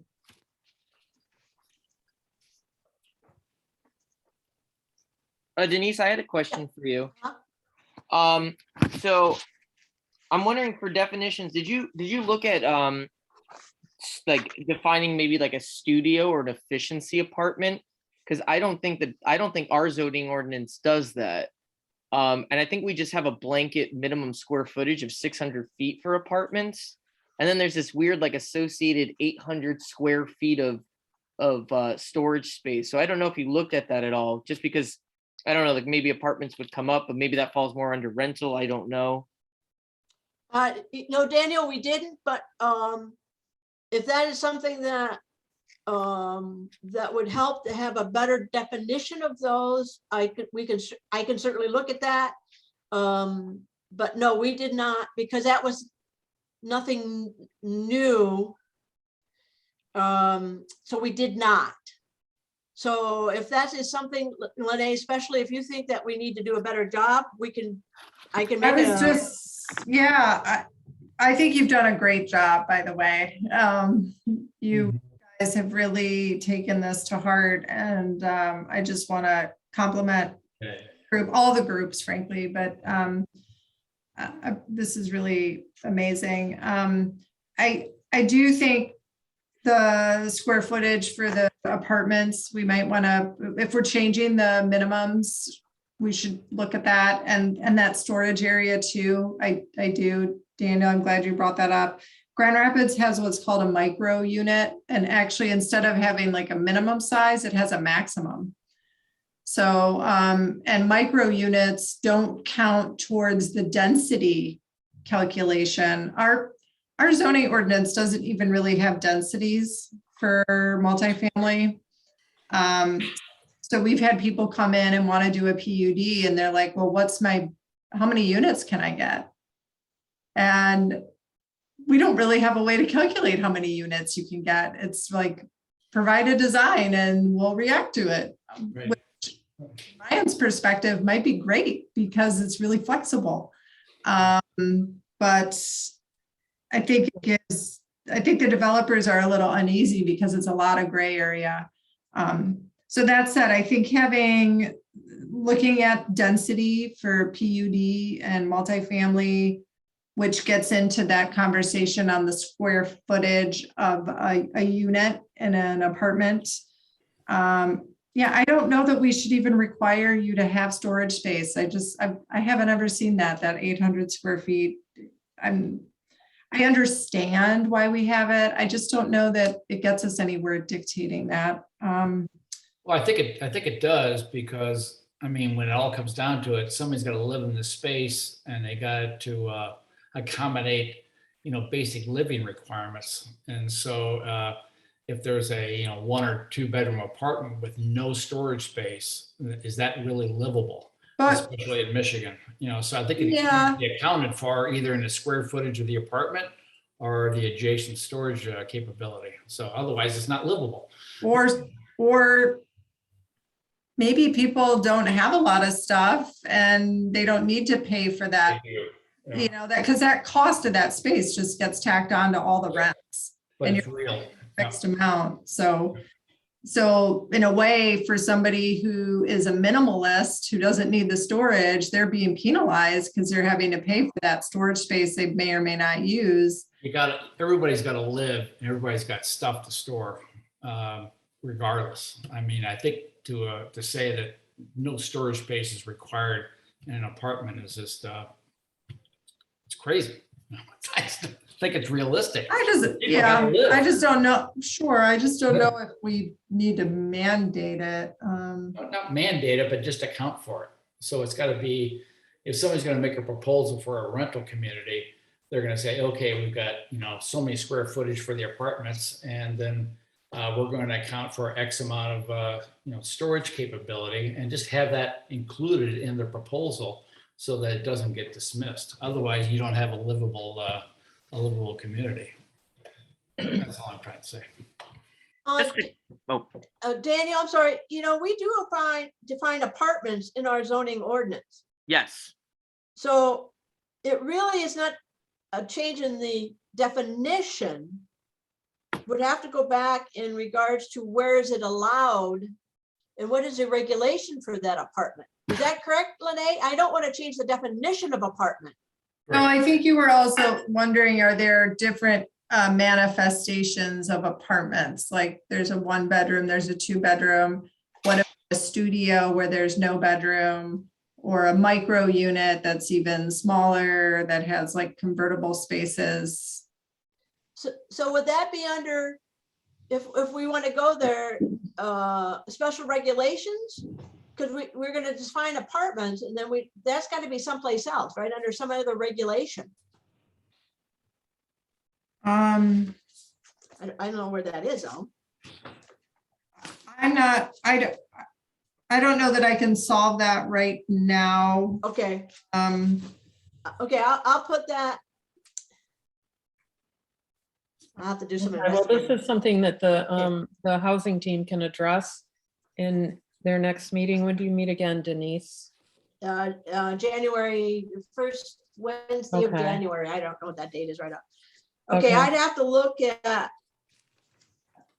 where that is in our ordinance. I think the only place, again, I'd have to look at our ordinance again too, Denise, with you. Or I also need to look at it, but like the zoning districts, the density in a PUD is based on the zoning district. And then, which zoning districts get into the details about density for multifamily products. I mean, and those can be rental or owner occupied, but like, I just don't think we really have densities per se for that type of product in the districts. You guys have found it, but I might. Okay. be Is that important? Okay. All right, so in essence, You'll If look at everything that in else is- January. everything else is okay, then the request from the planning commission to continue this is, how are we, I'm going to use the word regulating, but that may not be the right word. Mainly apartments and townhouses. Yeah, like attached residential products, yeah. And then, did we wish to address, to get into PUDs, or is that really? No. I'm gonna tell you, I don't feel comfortable with that myself. I mean, I'm just not that knowledgeable. No, you don't, I don't think that you need to get into the PUDs. I did find the density stuff. A lot of it is in the residential R1 and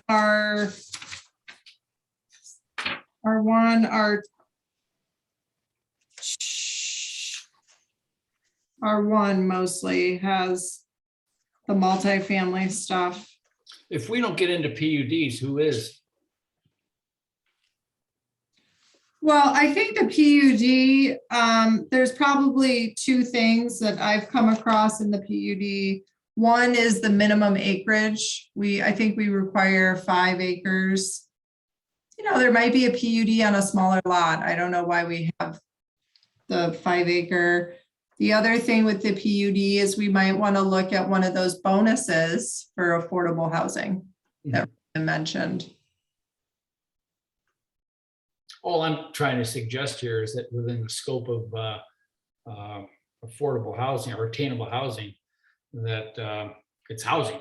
And so if PUD is a category of that housing opportunity, then if we're not going to address it, who is? Douglas might be addressing it right now. Well, I mean, we're that not- might be a it's good the opportunity. township. So You know, in regards to some of the, well, my suggestion would be, you know, when we've talked about this earlier, sorry for my unstableness, is whether we contract with Ryan and have him review our zoning ordinance associated with the PUDs and density and make the suggestions so that we are able to change our ordinance. I'm not sure if there's anybody who has that expertise besides Lene. Who Daniel, else has that expertise? yeah, Daniel, I apologize for interrupting you. That's all right. But I'm aware of the Douglas proposal for theirs, and that's a pretty interesting development they're proposing. So yeah, I appreciate you mentioning that as a reference. Yeah.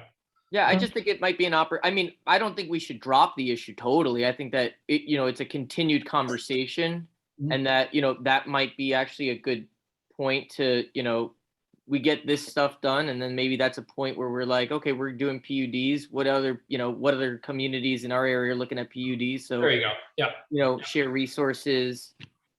correct. Yep. Okay, Denise, you were making a suggestion. Did you kind of complete your thought there? I was just suggesting at that point, and I don't disagree with Daniel and Michael, is that we bring Ryan in and Okay, have him look at our zoning ordinance associated with those types of housing that is beyond, the accessory dwelling units Right. of work and so forth, is really so that we are able to attract developers, because the township doesn't have any land, do they? Do they own land? no, I Does the don't think, township own any land that we can get into any of these projects?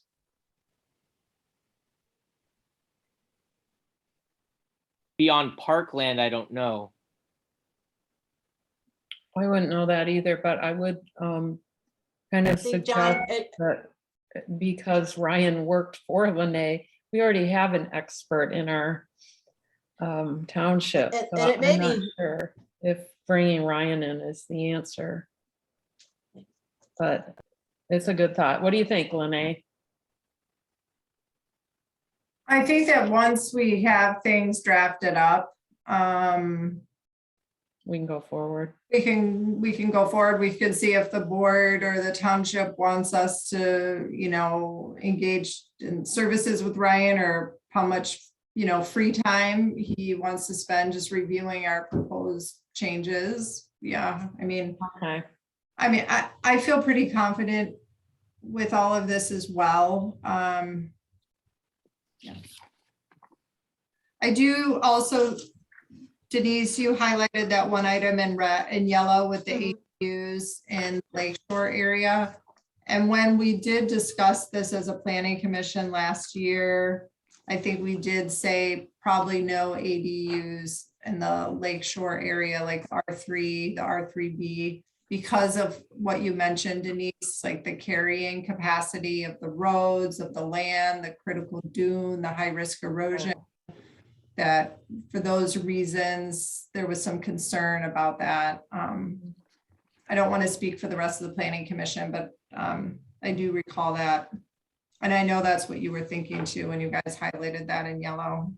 Yeah, We did, and so if in fact, our final recommendation, if this is really what you feel that, I mean, again, I think from the intent of the goals that was set forth from my understanding, when you put these special committees done, I believe that we have completed our task.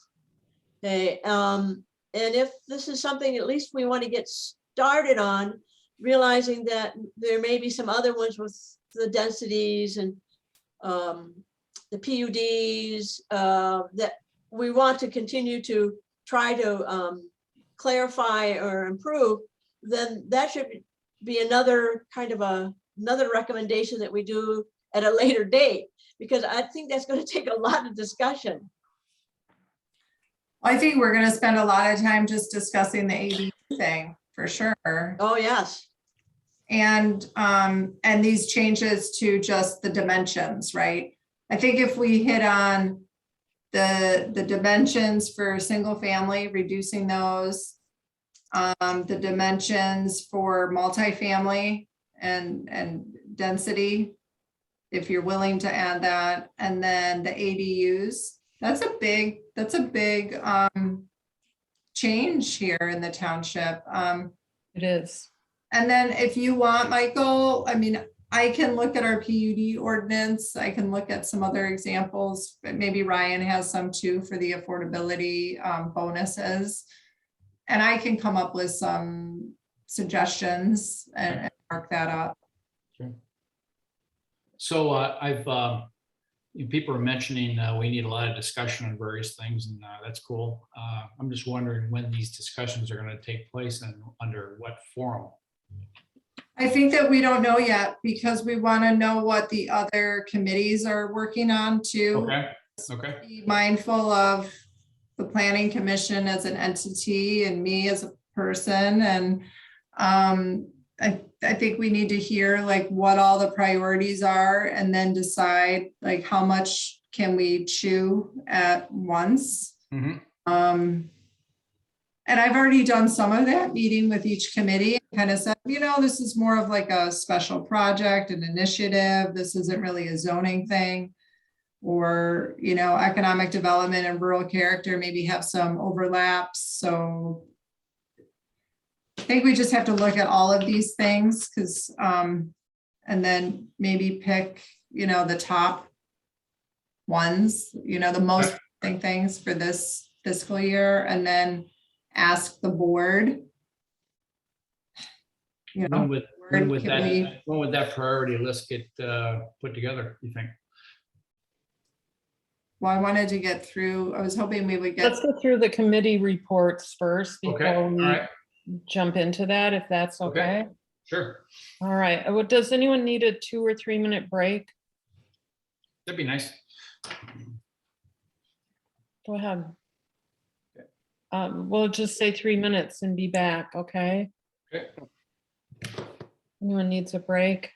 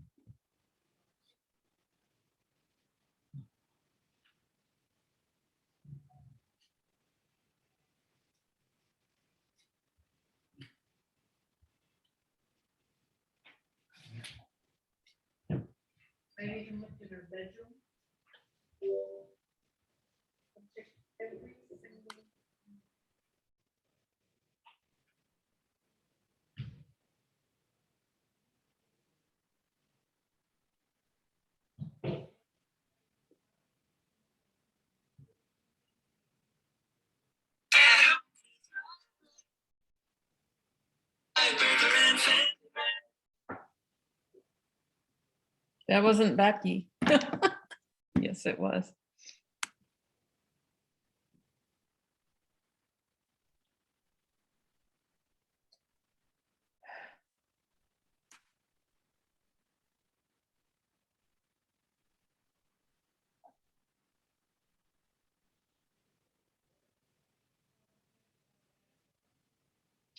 Okay, it looks like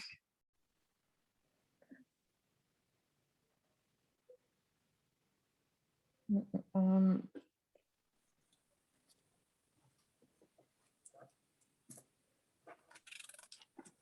Lene, are you back?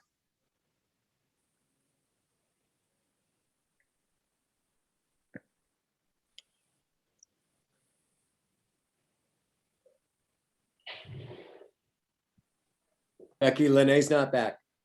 Yeah, I see that. Oh, I didn't know you could. Okay, I've lost I track. can see everything, you just can't see me. Oh, okay. Never I can mind. see that she's not back. We'll give her another minute. We should never take breaks because we lose people. Just I kidding. never give my students breaks, ever. Mike's leaving. Mike just left. I I am here. I'm know. here. Okay, well, we'll give Lene another 30 seconds. She'll be back.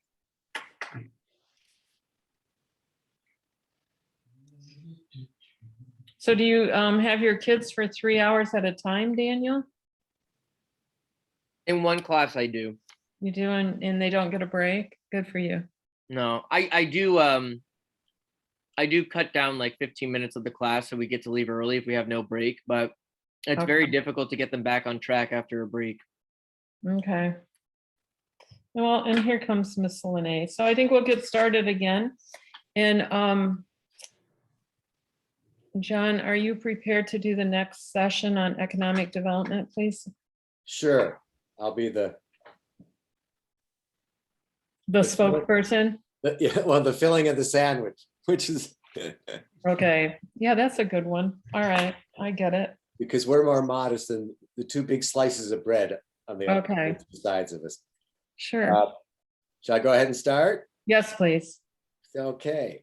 So first of all, I wanted to share with everyone, I want to thank Lene so much because she has spent time with me and Vice Chair Dave Eiley along the road and giving us feedback.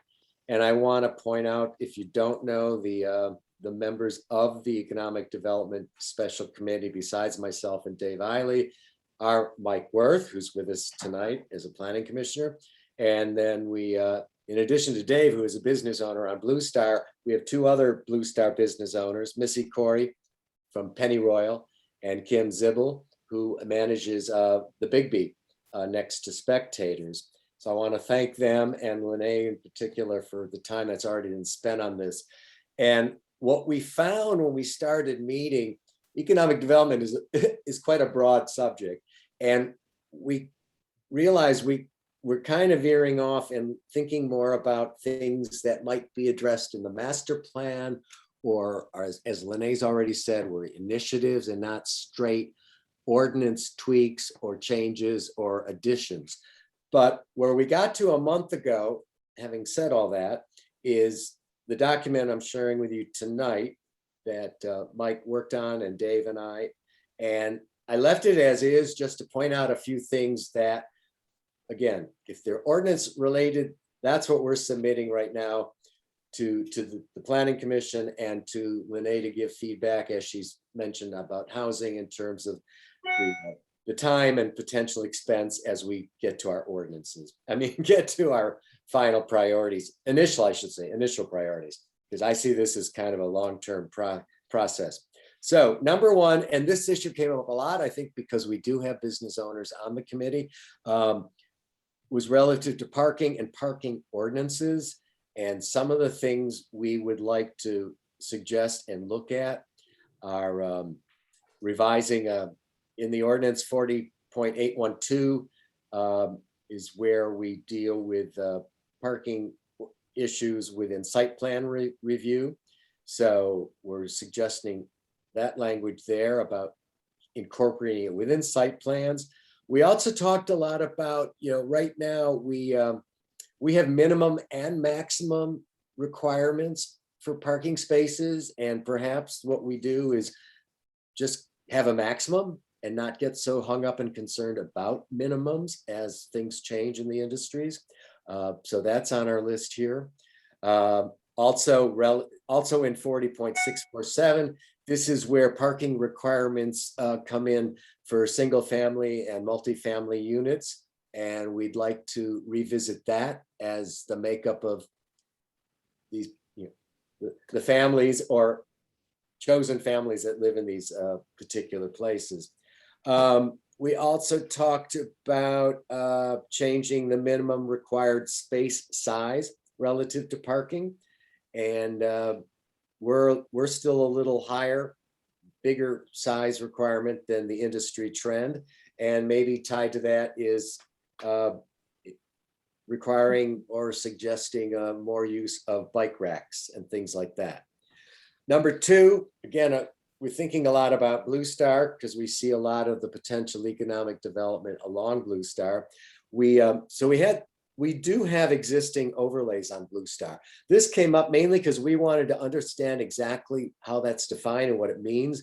Lene helped explain that it's more of it's a flexibility tool to allow us to allow some residential as well as commercial along Blue Star, and that it's not strictly an ordinance issue.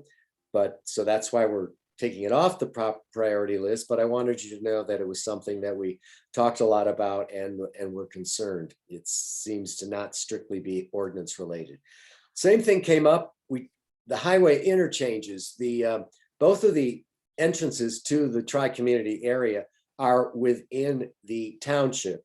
And we were looking at this, is there something in the ordinances we can strengthen to maybe improve the quality of these areas and the businesses that are allowed there?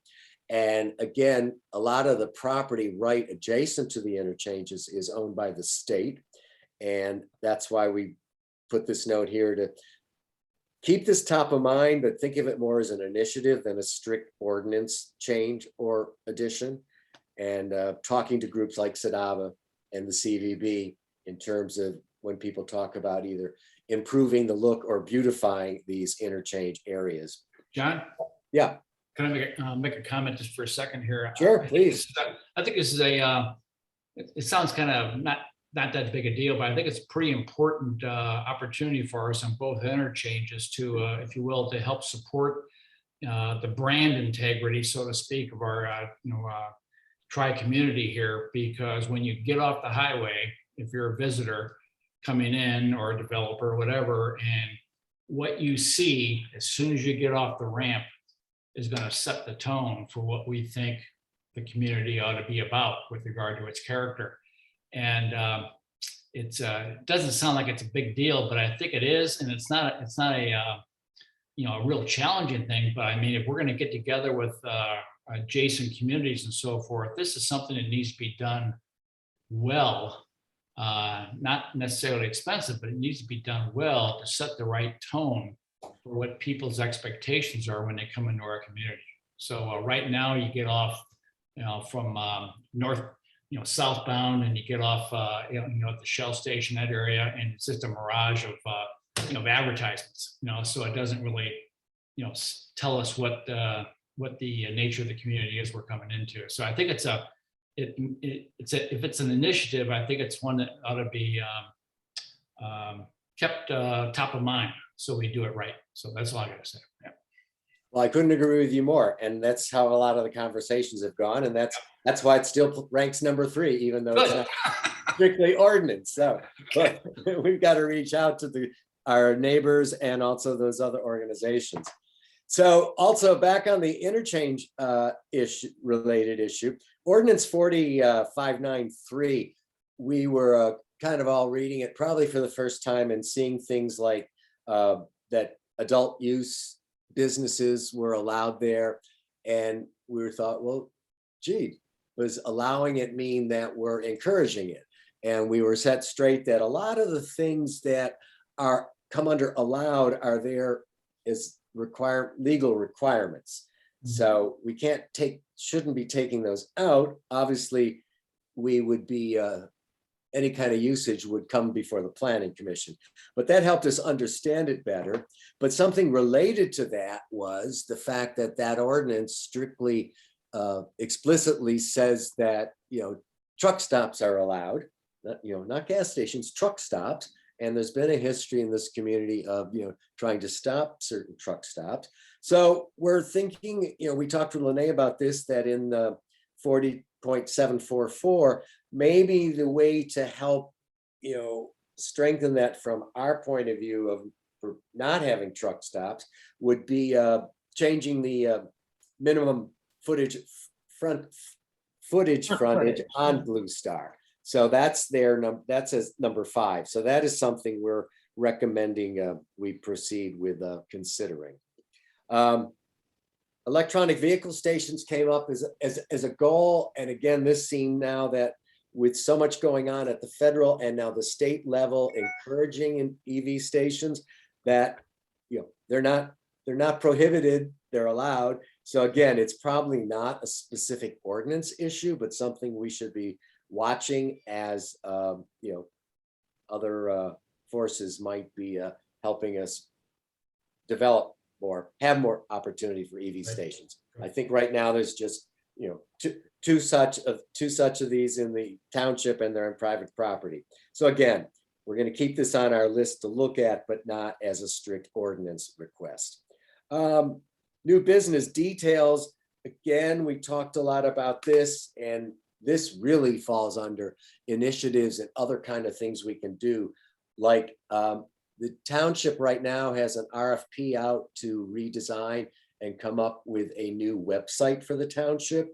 So this could be a whole section, a whole page on, the kinds of businesses we'd like to welcome and encourage here, as well as what certain rules are, and help explain zoning to prospective new businesses looking to come to the township. So again, this is not a straight, we didn't see specific ordinances that needed to be altered to increase new business opportunities. Although on a related matter, we're actually meeting tomorrow, and we've got one of the senior people joining us as a special guest from Lakeshore Advantage. Lakeshore Advantage is the economic development driver for Allegan County and Ottawa County. And we've had small talks with them in the past. So they're coming to let the committee know, again, as like when we talked about Housing Next and other Outdoor Discovery Center, are there organizations out there that can help us, teach us, and what can we avail ourselves of by maybe joining up with them in some way. So that's tomorrow. We're going to hear from Lakeshore Advantage. Agro-tourism. Now this is one where we can do ordinance work. And the good news is too, because we looked at Caledonia Township, which our zoning administrator is also the ZA in Caledonia. They've got a pretty strong and illustrative agribusiness ordinance, and we do not. So for example, one thing when I've been explaining this to members of the public or people I just talked to, for example, you can't legally do a hayride or have a corn maze in our township. You can't have wine tasting. We welcomed to the township our first ever winery. I think they opened 3 years ago, Michigan Winery, which is right next door to the Whatnot along M89. And they have to keep applying for temporary permits to have to serve wine on their property outside in the summer and have a guy play a guitar, because we don't allow outdoor entertainment. And we think this should be addressed. And some of the things that would be potentially included in an agribusiness ordinance include cider mills, distilleries, wineries. As I said, we have one, but that was a special use granted. Restaurants or cafes, and there's limit, there are seating requirements, and agriculturally related tours, overnight accommodations. There's an organic farm that's opened in the township, and they're renovating the original farmhouse, and they'd like to rent that out to people like coming for a week or a long weekend, but to get the whole organic farm experience. And right now that may not, strictly speaking, be allowed. So events, venues, we recently approved one here. So again, that's one that we really want to suggest moving forward with Lene's assistance to strengthen and create agribusiness, agritourism along the lines of what's allowed in Caledonia. Number 8 on our list, what is solar power? And again, this there is some ordinance language currently on solar. We want to look at that and really utilize so much of the work that's been done by Michigan State University, issuing solar reports and updates.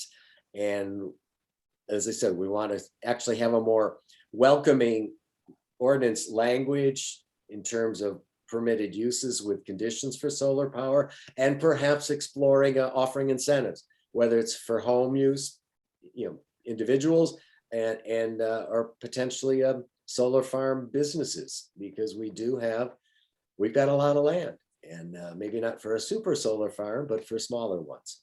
So that's where we're at right now. And like I said, we've discussed these with Lene initially, and we're hoping to get moving on some of these on the ordinance side. And as I said up front,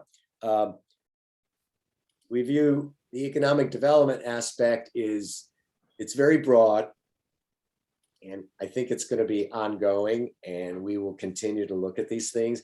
As I said, it took us a few meetings to get focused, because there was some input coming that was really more related to downtown Saugatuck or downtown Douglas. And obviously our focus should be on the township specifically. But we do want to collaborate where we can, as Mike and I both mentioned, with the interchanges potentially. One thing I do want to just throw out to this group, we would like to add another person to this committee. So if you've got ideas, whether it's one of you or suggested, as I said, we really like having business owners involved. So, send us your ideas, because we have a member that's going to be away for a good part of the winter, and we're smaller. We're only 5 anyway. So I'd be happy to add 1 or 2 people if you've got some good ideas.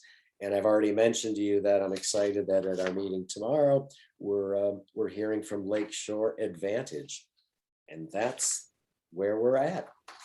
And Dave, Mike, do you guys want to add anything or correct anything?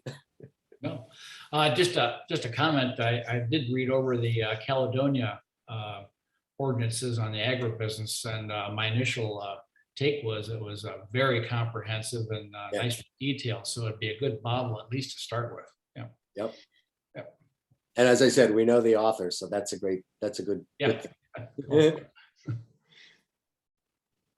I have a question for you, or a couple comments there, John. This is Becky. Yeah. We cannot add another planning commission member to your group. You're at your right. max. Never mind. My mistake. You have 3 people, so, But you can make suggestions, right? But we can make suggestions as to other people, and or encourage people to get a hold of you. And I'm sure there may be people who would like to be and working on this team.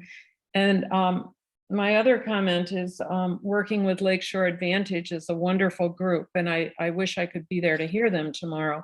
But again, it kind of goes back to when, working with Outdoor Discovery Center, we bring people in, we get great ideas. We can't, we have to figure out how to promote them and use them and get that information shared to people so we don't squash them. So I'm really glad you're working with Lakeshore Advantage, and you'll get some great ideas from them. And then the third thing I wanted to, I wondered about was when you're talking about the intersections on the highway, we always talk about the Douglas intersection and the Saugatuck one, but there is the Finville intersection too, correct? True. Yeah. Interchange. Yeah. Interchange, yes. So, yeah, we have to think about that as we go along, and because I think there'll be, well, at least there's a lot of potential for development of business and possibly housing along that Blue Star down through even to that Finville corner there. No, absolutely. That's a good point. Yeah, just, I thought I'd remind you of that, but I thank don't you very think- much. It I was a mean, good report. Yeah, I think the Fenville interchange area is not in the township, but it's very close to it. Oh, okay, because when you get off, you're in the township, it seems like, right? Where we just approved that piece of land parcel. Well, yeah, if you turn, Right. I guess it depends That's which, right if off you're going Green north or Avenue. south, right? It's You kind know, of, and along that lakeshore area. right, exactly. Good Yeah. point. So, that's a thought. Is there anyone else who has any comments for John?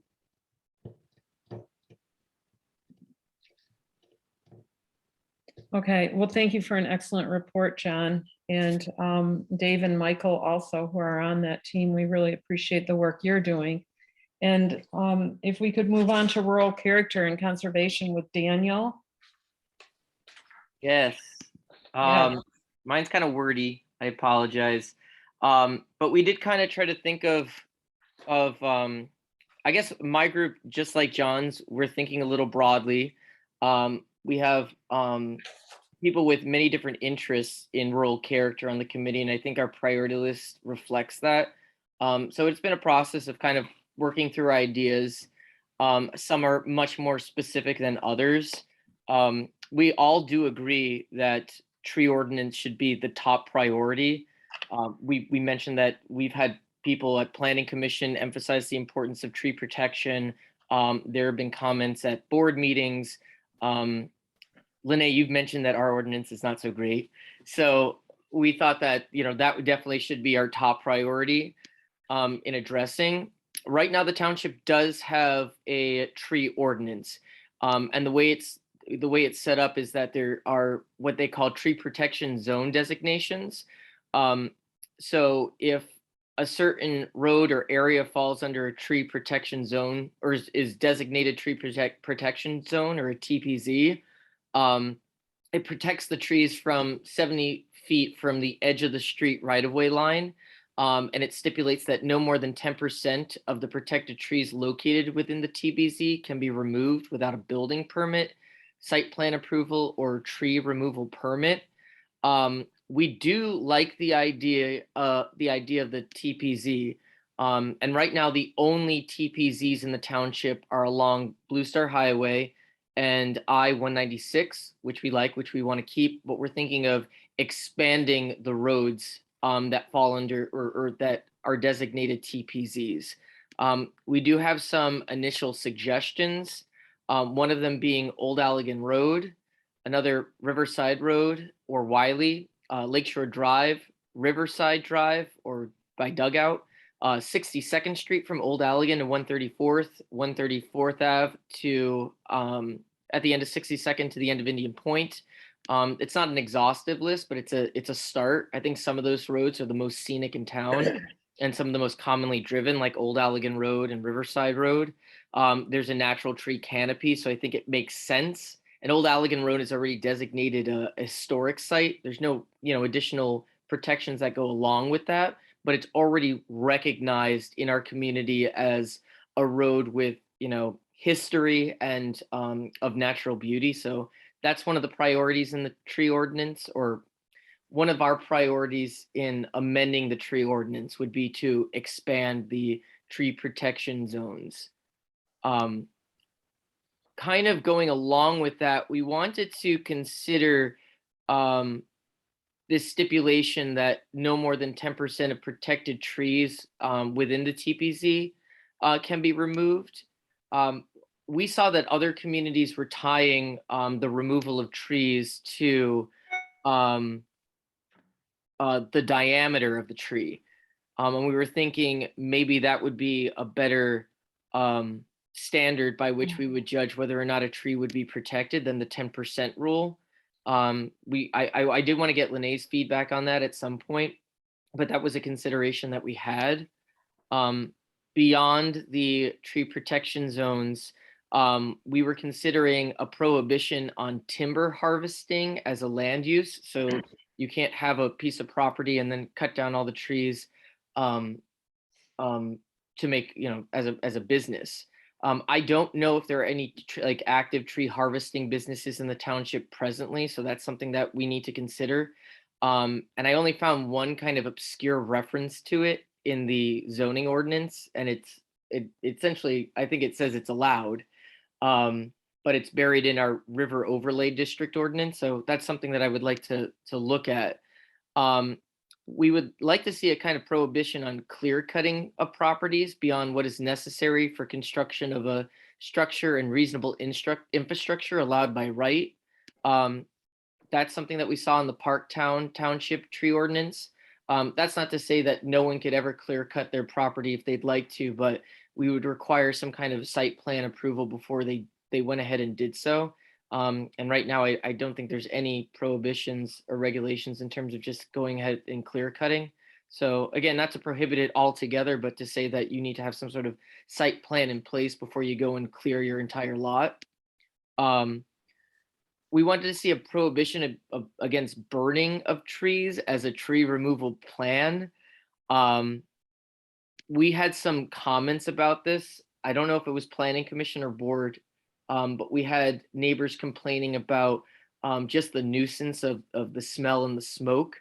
And there have been instances in Manlius Township of a burn gone wrong and wildfires caught near the river. So I thought that maybe that would be an interesting idea to just, as a tree removal plan, to ban burning. We were thinking of requiring tree buffers for all new developments in all zones.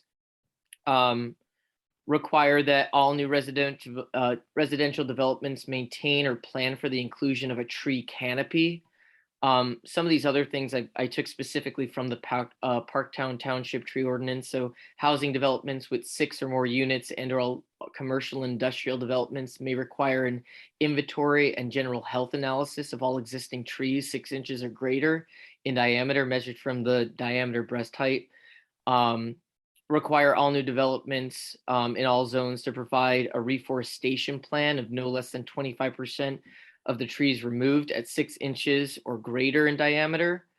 We want to see kind of the just general encouragement. This wouldn't be a requirement, but the general encouragement of tree preservation and planting to serve as property buffers as opposed to fences.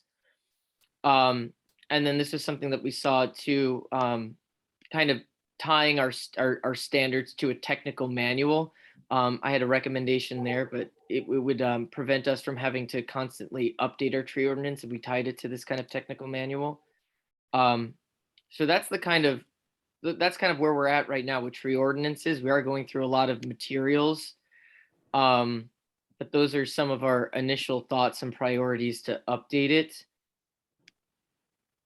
The next kind of big thing that we were looking at is updating the PUD requirements, such that they're a little more conservation minded. So some of the immediate actions that we were thinking about were to require 25% of land upland be set aside for preservation, because wetlands are already protected by the state law. So this would just kind of increase the amount of land that's being protected in a PUD.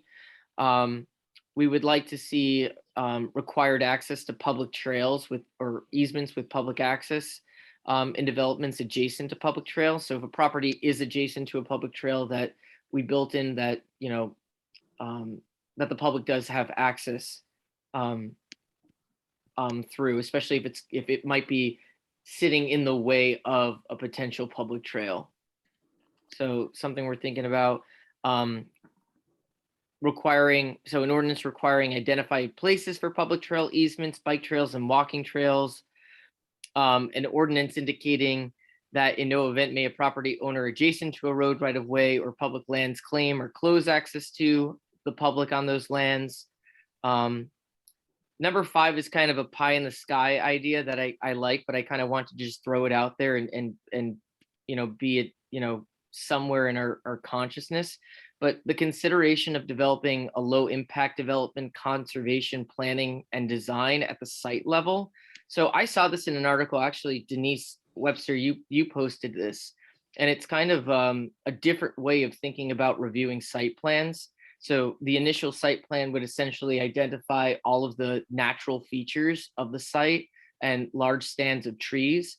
And then it would require the developer to plan around those natural features and to consider undivided areas of conservation. So along with that would come density bonuses. There are examples in this article that I could share with you, Lene, but one of them had a goal of preserving 70 or conserving 70% of the site, which would include 100% density bonus. I think that that might actually work in some areas of A2, where we could, provide maybe some alternative housing options that are more, dense, but then still conserve a great deal of that land that could be then enjoyed by all the residents. So again, it seems like a really big project. So I just kind of wanted to put it out there. I don't know if there's going to be any, immediate movement, but I really enjoyed, that idea. And we've been talking a lot about green infrastructure. So this is kind of in anticipation of greater density within the township. Lene had mentioned not requiring this, but maybe including, I've seen other ordinances, like Holland's got this new ordinance out, and I'm trying to think of the name of the ordinance, what they're calling it. But essentially it's bringing together all of the developmental aspects of their zoning ordinance in kind of like a single ordinance. And they have some great images and potential projects for green infrastructure. So I would like to see that in our ordinance, just to give developers an idea of what they could be doing. And maybe that's kind of something that we could discuss as planning commission, including some of these ideas. So not so much a requirement, but just an acknowledgement of the potential for green infrastructure and putting those ideas out there with illustrations to maybe inspire developers. So those are kind of the two big ones. Update to the landscaping ordinance. I kind of see this as in conjunction with a tree ordinance. One thing I saw about our landscaping ordinance is that we have a list of prohibited trees and plantings. And I kind of would like to see a list of native trees and plantings that we actually encourage people to plant. I think that would be kind of fun to see and kind of move away from this idea of kind of like how do I want to put this, like in an ornamental aesthetic and more towards a natural landscape aesthetic. Yeah. And then a part of this was actually was David Eiley's idea, but I really enjoyed it. That when we have site plans come before us and we talk about retention and detention ponds, we don't always really talk about landscape requirements for those retention and detention ponds, and to have some kind of requirement that they mimic a natural landscape, so required like natural grasses as opposed to just generic grass seed or natural planting. So it would look more natural, and then it potentially could serve as a kind of natural habitat. So I thought that was a really good idea to think about. So those are kind of the top three. Number 4, chicken ordinance. We were very fortunate to have some great examples. The city of Douglas has a chicken ordinance. The city of Holland has a chicken ordinance. The city of Grand Rapids has a chicken ordinance. So Jane Dickey, who I believe is on this call, is a committee member, and she has thoroughly reviewed the Holland City Ordinance and the Douglas City Ordinance, and is trying to kind of take the best features of both.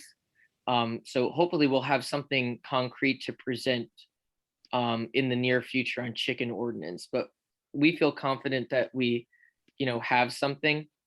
Just to make a note, chickens are permitted in at least A1 and A2 in the township, but are not permitted in R1 or R2.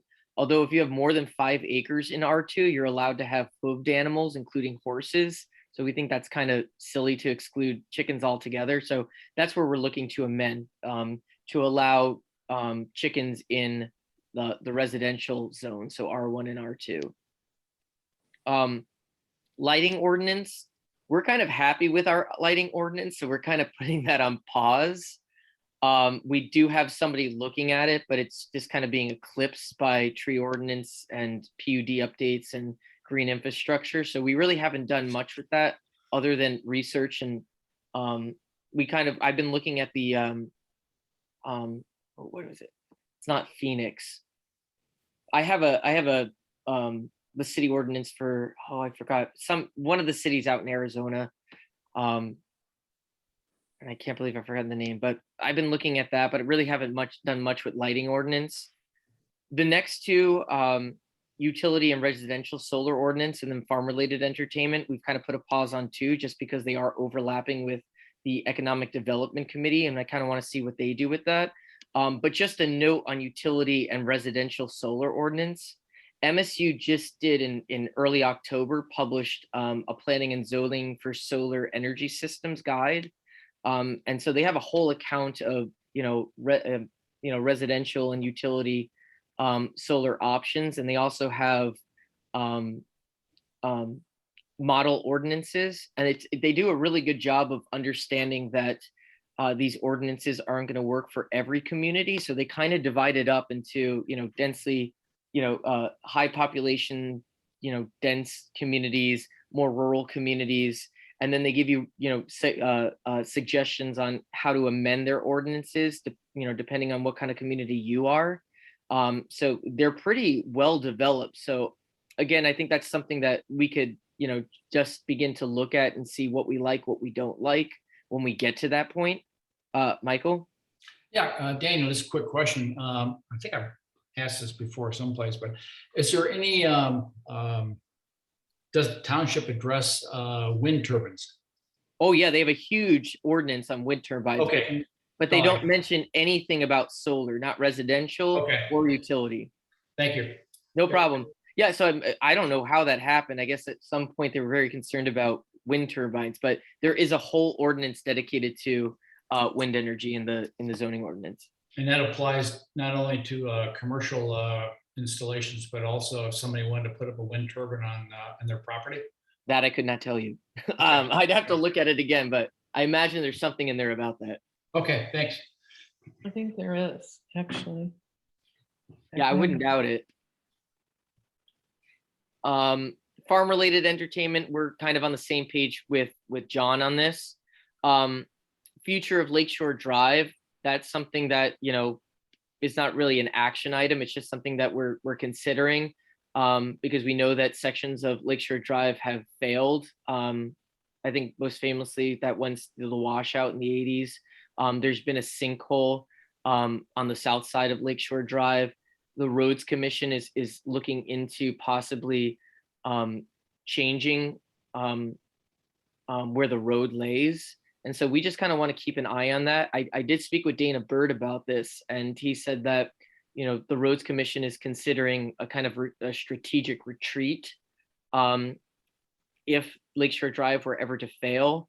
And if it were to fail, there is a question about who would gain possession of the road. Would it be the private landowners or would it be the township? So we're just kind of following what's going on with that, with having in mind the hope that the township, if Lakeshore Drive were to ever fail, or if the Roads Commission were to ever give up rights over that road, that the township has an interest in acquiring it as some sort of public park, Gotcha. a recreational space. Interesting. Last thing, it's not listed. We have been doing some side projects.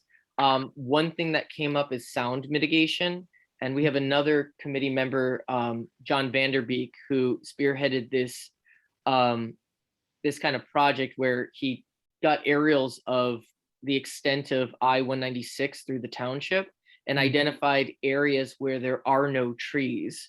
And then also was able to identify areas where there are rumble strips a little too close to the highway or to the road. And we put together a letter requesting that Representative Mary Whiteford contact MDOT and see if we could get additional trees planted in areas of the highway that lack trees presently. And if MDOT would consider installing on I-196 mumble strips as opposed to rumble strips to reduce noise pollution from coming from the highway. So that's something that we did. John, I don't know if you want to speak more to this because you've been in contact with Representative Whiteford's office. I know that we did get an initial response that seems somewhat promising, contingent on some things. Daniel, did that include, that discussion address engine braking legislation with regard to, truckers using their engines to slow down? It creates a hell of a racket where I live. Yeah, during the summer. it did not. We actually got this information from one of the MDOT engineers, and he said that it was that as they're working, it's possible to request from your state representative that they consider planting trees and consider installing these mumble strips as opposed to rumble strips. But we didn't get into that. That's as far as we got with it. Okay. And then the last thing that I've been working on is, and this was a directive from the board, was to create a report, a pro-con report on historic district. And it's taken a while. And I kind of at the end wanted to reach out to more stakeholders to get their point of view, to reach out to some local groups that we might be working with if we did pass a historic district ordinance and have our own historic district commission. So I should have that report within the next few weeks, submit it to the board, and then I'll be formally presenting that report at the board meeting in January. So that's kind of an update on what we've been doing. Those are kind of our priority lists and what we have for them right now. John, I think you're muted. You're muted. My John. landline rang, sorry. Oh. Excuse me. No, I was just gonna point out, and I forgot to bring it home, but you caught one of them. As you know, last week when we all reviewed this together, we put in a number 6 and a number 10. The sound mitigation was one, and I think you forgot to briefly mention 4910H. Oh yeah, that's another side project of mine, 4910H. So this is the regulation that says in no event shall a canal or channel be excavated for the purpose of increasing water frontage as required by this section.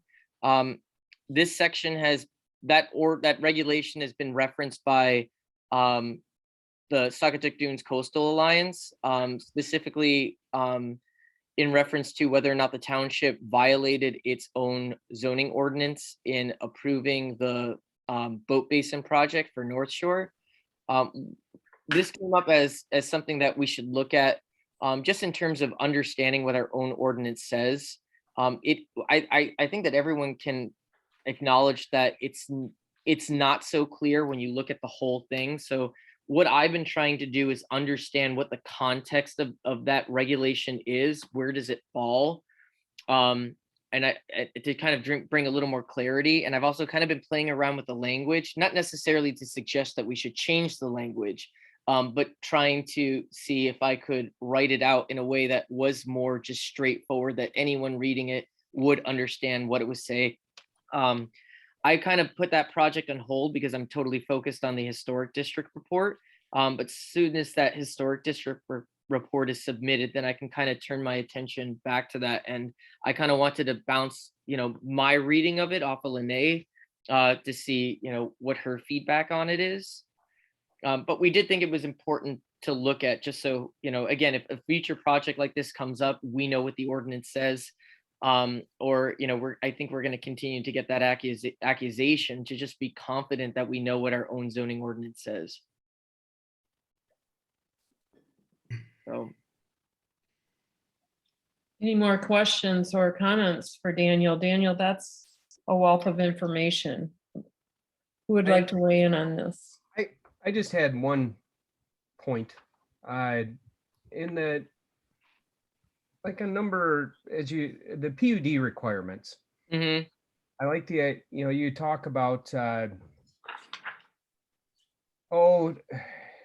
where am I at? Well, like with the green infrastructure, like those types of ideas and, Number 6 there, yeah. consideration of the developing, low impact development. And I just go back to Ryan's, presentation earlier. And actually you made the comment, Daniel, you're looking to inspire, and inspiring, and I'm thinking in my head, in order to inspire developers to follow these, it leads back into the whole density bonus idea, like Ryan was talking about. And I don't know if that's where you incorporate that in this, what you're proposing here, but just something to think about, because I don't think you'll get anyone to do it unless there's an incentive. Yeah, absolutely. No, it's something that I have been thinking about because yeah, you want to give them something. Yeah, and it's got to be good enough to inspire them to incorporate those kinds of, that kind of approach.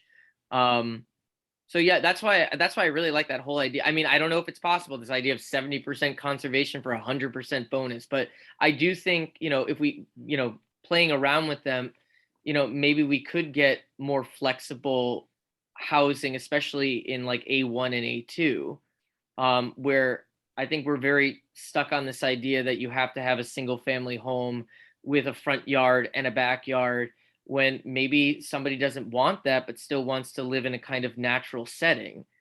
So can we give some more flexible style housing, but then be able to conserve quite a bit of the land? Like that's kind of an idea that intrigues me.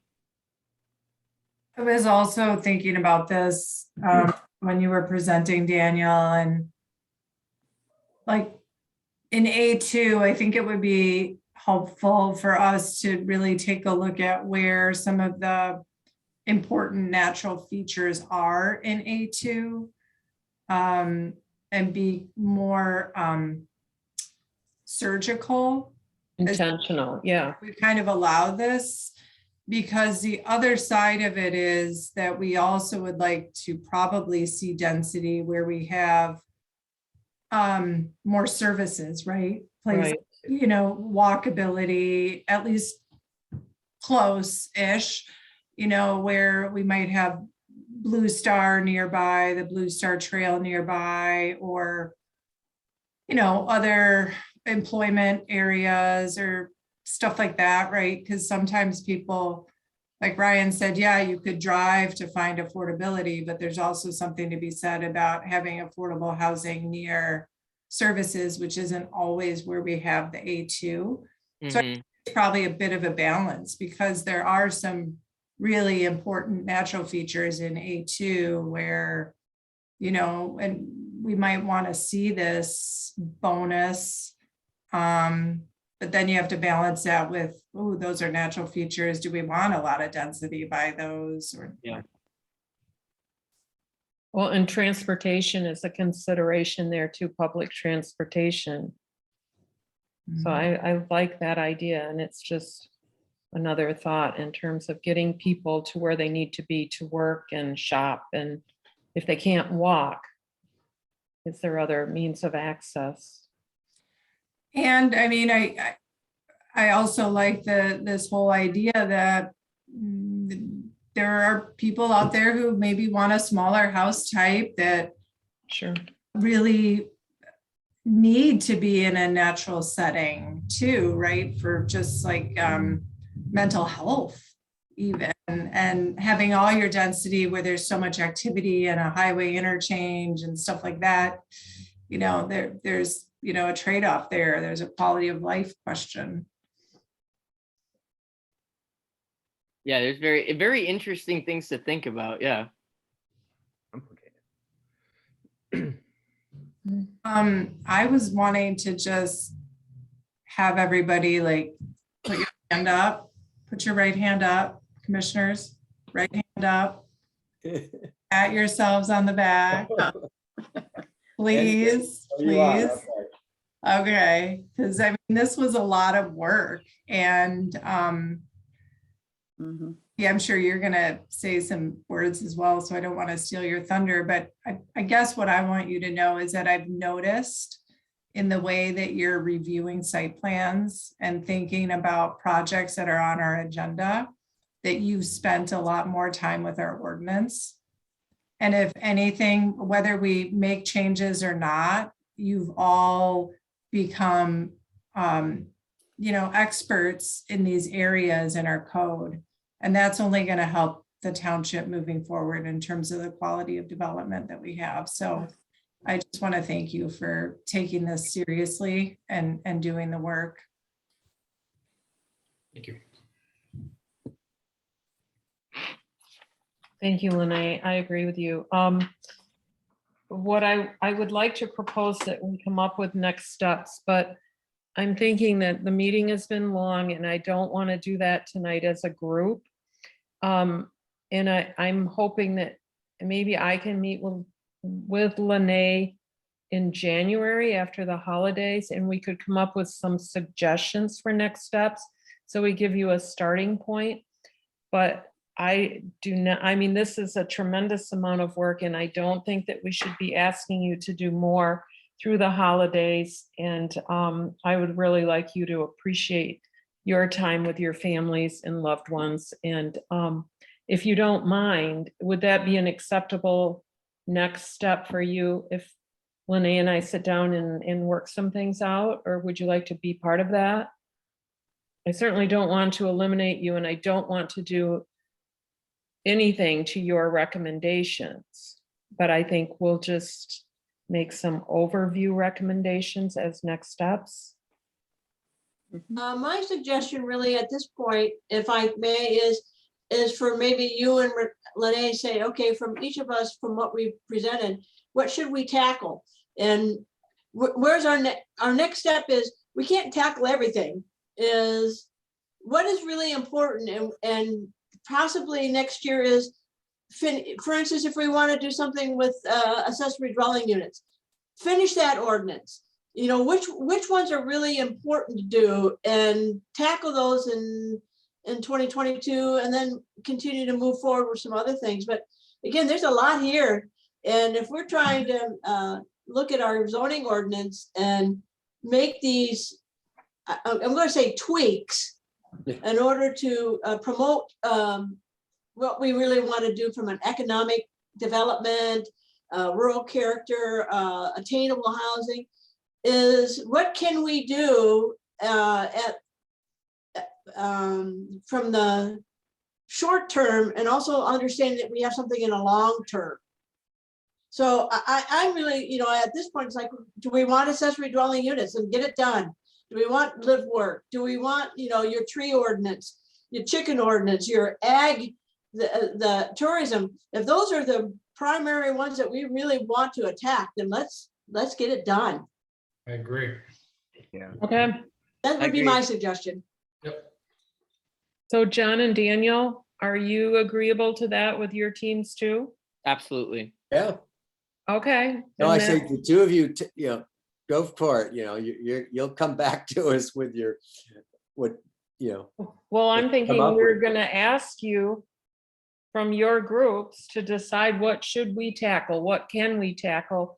And I like the short-term versus long-term differences between those, or clarification, because there are some things we can tackle short-term. So do you want to right away make those decisions for January with your teams Well, I guess I thought and I your thought- priorities? I I can tell thought you, I thought the next step was more kind of the feedback from Lene, because it's not necessarily the priority, but some things are simpler and are tweaks. Other things are like drafting new ordinances. So I don't know Right. if you want to give us that feedback first versus, what are your top 2 of your 10 versus, maybe there's 2 things that are relatively simple. So let's do those. But of the things that might take more time, these are the top 2. Yeah, there's another an alternate way of looking at that, and that would be with regard to figuring out priorities is that what are the things that are relatively easy to do that are also the most impactful? It will have the biggest impact. Biggest bang for the buck Mhm. for the smallest amount of energy, okay? And then the last thing you want to be working on is the stuff that takes a tremendous amount of energy that doesn't really make much of a difference. So and then you got the other items, but the things that are very impactful, that are relatively easy to get at and get completed, like Denise was suggesting, I think that's the way to go. And my thought was, I'll speak, well, Mike and, Jackie, you can tell me to, this is not really what our group was talking about, but is the accessory dwelling units and the live work units and the mixed use residential commercial buildings. I think those are something that we can tackle fairly easily, because we have Yes. a lot of different ordinances that Yep. we could start the process. The process has already started. Now that special district, that is going to take a lot of discussion, and whether some of the things that Daniel talked about and John talked about, how does that all fit within that special district? So, that one, I think there's a lot of things that we, more than just this one group, should just be talking about. Okay, So what that were would be your my three suggestion. suggestions, Denise? What's that? What were your three suggestions? Your accessory Well, if dwelling we all units, think that accessory dwelling units, live work units, and the mixed use residential commercial buildings are something that that's been talked about a lot in this particular township. At least since I've been here, that those three, that we should move forward with those ordinance and make those regulations for those. And then the special district probably needs, with Lene and maybe, well, I don't know anybody else, but as really. I That's would- for the long-term I project. guess I would add though, like changing the minimum size of dwelling units. Yeah. True. Right. I was just gonna ask that. Minimums. Or probably four. So, Lene, what are you talking about with the minimal size of dwelling? unit? Like right now, I think we're at 1,000 square feet. Okay, We talked about So- greater than 50. Yeah. Bring In it all- down to 750. Yeah. in all districts? Yeah. Oh, I'm gonna tell you, I don't remember Mike, Yeah. Rebecca, when you're on, I think. I don't people remember would- that either, People were that committee was not quite as supportive of that, but I'm supportive of it, but I'm not sure if anybody else was supportive of it. I had to look over my notes, but it seems like the reducing the footprint size was in some specific areas and not across the board. Because we It want was, to be and I really thought it was careful. We want to be 800. really careful about maintaining property values in Yeah. the established neighborhoods. There was Yeah. talk of the dwelling size and the lot size potentially. Correct. Not Yes, across that the was, board. Yeah. I got a really feeling that nobody really wanted to do that. That's where the special district kind of came up. Yes, exactly, Denise. Exactly. Yeah. So Yeah. Lene. We're never gonna get to an affordable new build if we're requiring 1,000 square feet. Well, that's a I'm challenge. not disagreeing with you at all. So, Maybe we can't do these priorities tonight. Yeah. if we could do those other three, and then I guess in our January meeting, we come back and discuss that. Yeah. Happy to bring that up to the committee again in January. Thank you. Okay, so as I understand it, each team will come up with their priorities and they will give us their top three priorities of what they can do in the short term and their priorities for long term. Is that correct? Or top four short term? Make it 3. We call it 3, 4, right? It could be 3 or 4. I mean, yes, it can be. I mean, you have to determine that, but I think it's important for you to come up with your top priorities that could be done this year. It may be done in a month. That could be, but I think we should say short term this year, long term maybe longer than 1 year. Hopefully not, but And maybe like being cognizant of what the other committees put yeah, out too, right? Like, what's the strategy? exactly. Maybe a good goal time-wise for the short-term stuff is first quarter of next year. Have it 3 done. months. Yes. Yeah. Yeah. Mhm. I do like the idea of, if it's not too much to ask her, but it seems like if Chair Israel's could sort of become the intermediary between the committees and the chairs and Lene during the process, rather than, wait till next wait a month to present it all again. I just think that might help move things forward. Kind of what she first suggested, but adding in what we've just all discussed. Does that make sense? It makes sense. I'm not quite sure what you're asking, but I'm happy to do it. Oh, great. Then you'll be How's perfect. that? So I think I might ask you to clarify it a little more for me, John, but I'm happy to do Yeah, it. let me think it through. But like, well, for example, so my committee's meeting tomorrow. We'll discuss all this.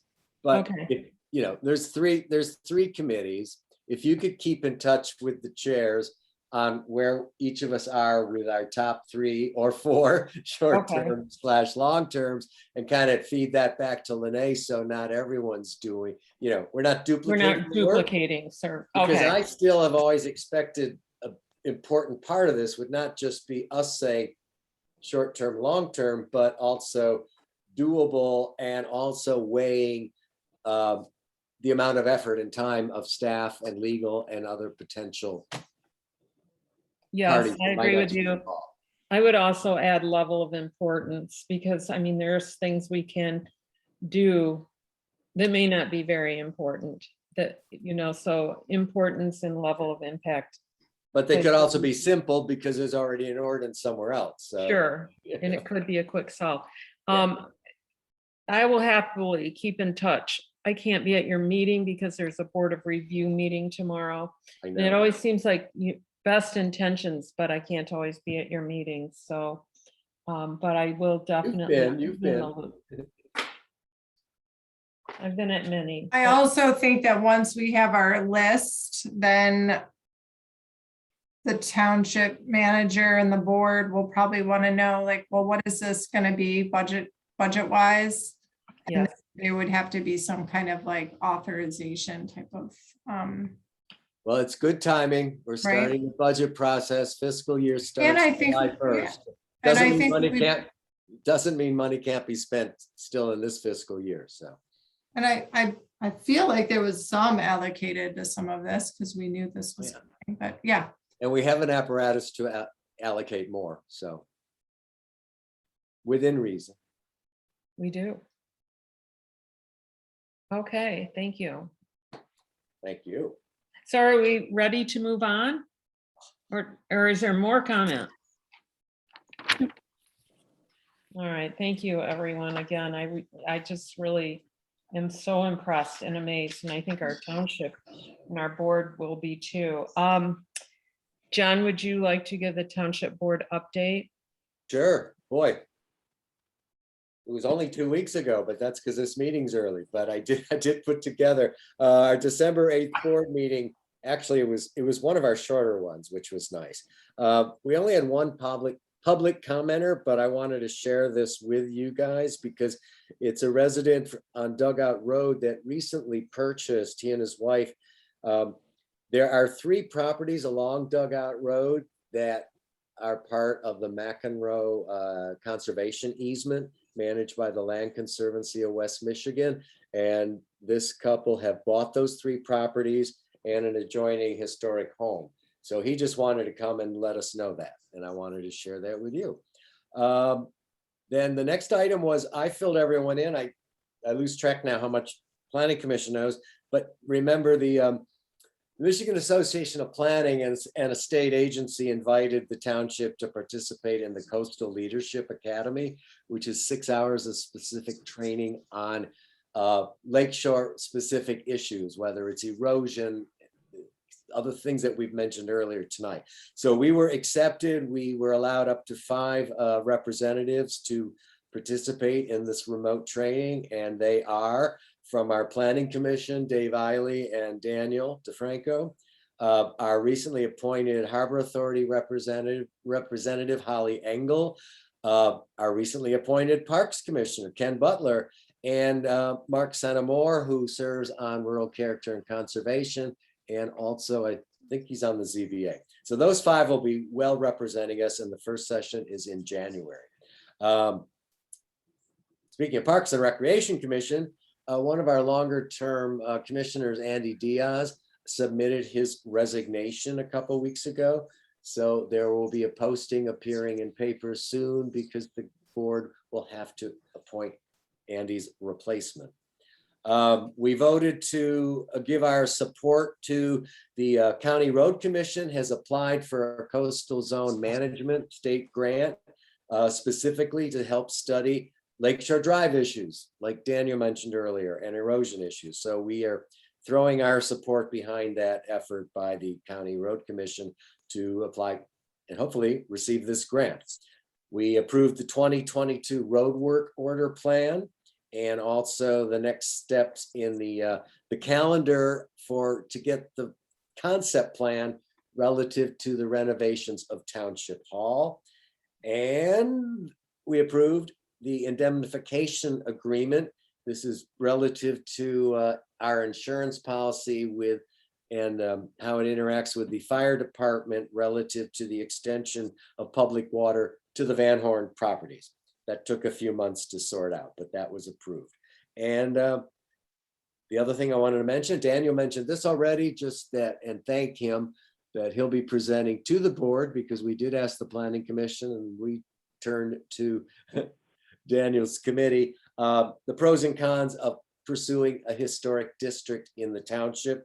That'll be on the agenda in January. He also mentioned, but just to fill you in,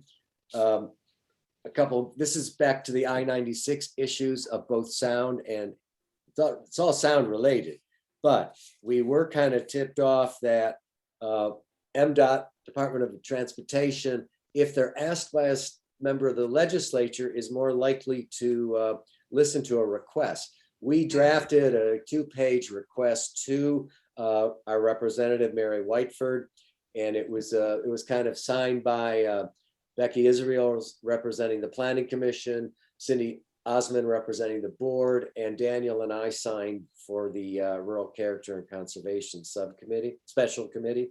So the good news is I heard back from Whiteford's office. One of our staff had been assigned to this. They had already shared this map, the map that John Vanderbeek put together to show potential areas. Again, it's state property where we're requesting add some trees, add some buffers to cut down on the sound. And this is where MDOT put in rumble strips, which are the loudest of these two whatever you call them. And a mumble strip is quieter. It serves the same safety purpose, but it's quieter. So I heard back again from the gentleman in Representative Whiteford's office named Lee Belding. He's in touch with, gets convoluted, the legislative liaison from DOT. He gave me his name, but he wouldn't give me his contacts. He said it was better if this gentleman reached out to us. So that's what we're waiting to hear. But they're acting, they're encouraging, and they seem to be on board with what we've requested they look at. And as things change, hopefully in the affirmative on that issue, I'll make sure everyone knows. And that's all I have to share. Thank you, John. Any questions for John? You're always welcome to attend a board meeting. Staff update. Lene, do you have a staff update? I just wanted to fill you in for January. As I mentioned, it'll be an in-person meeting. We received a site plan submittal for phase 3 of the commercial buildings on Commercial Drive, the Scott Boscraft project.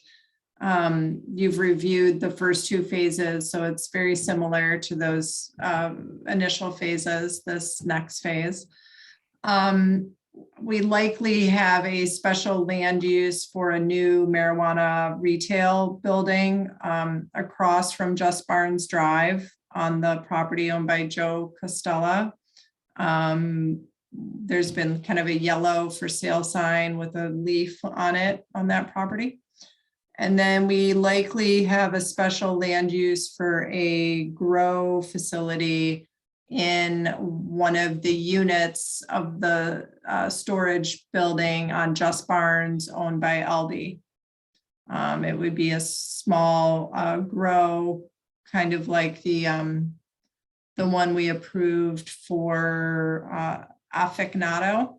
So similar, it would be in one of those bays. I don't have those last two in hand. I gave them until next week to submit on Monday. But we do have the one on Commercial Drive. So we have the potential to have 3 items on that agenda. Okay. Thank you, Lene. And Lene, are we going to also have Top Grade come back? Top Grade, thank you for asking. February. Jane, that's probably what you were going to ask.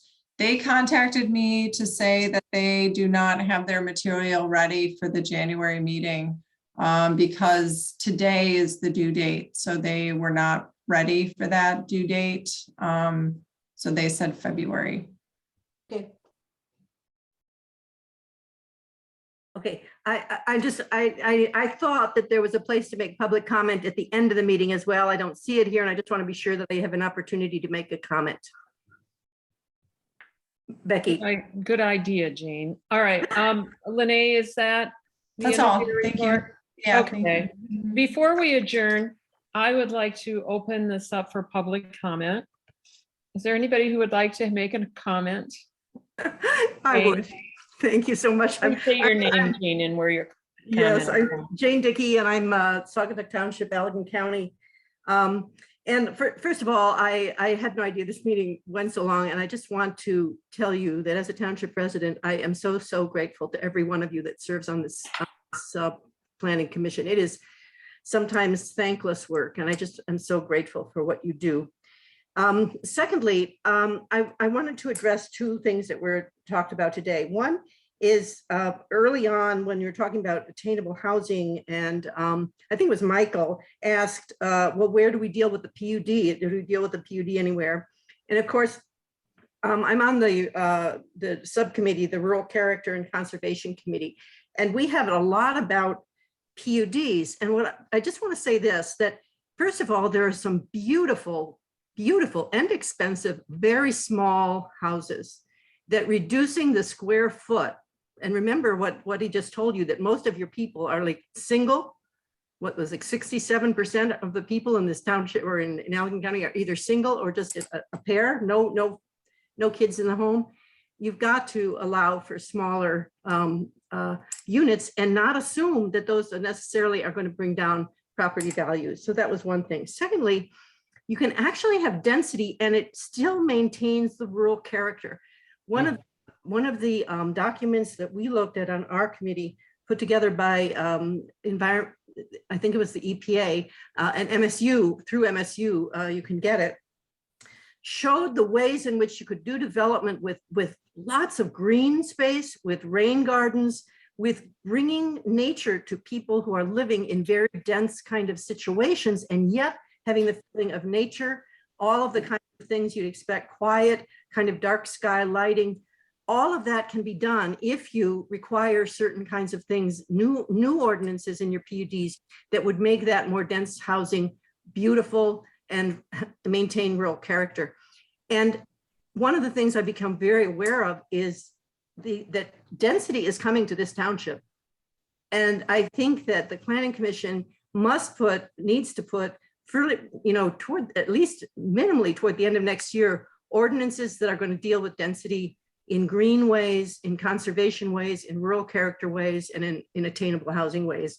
So that would just encouraging you to keep doing that. I'm so grateful it all came up.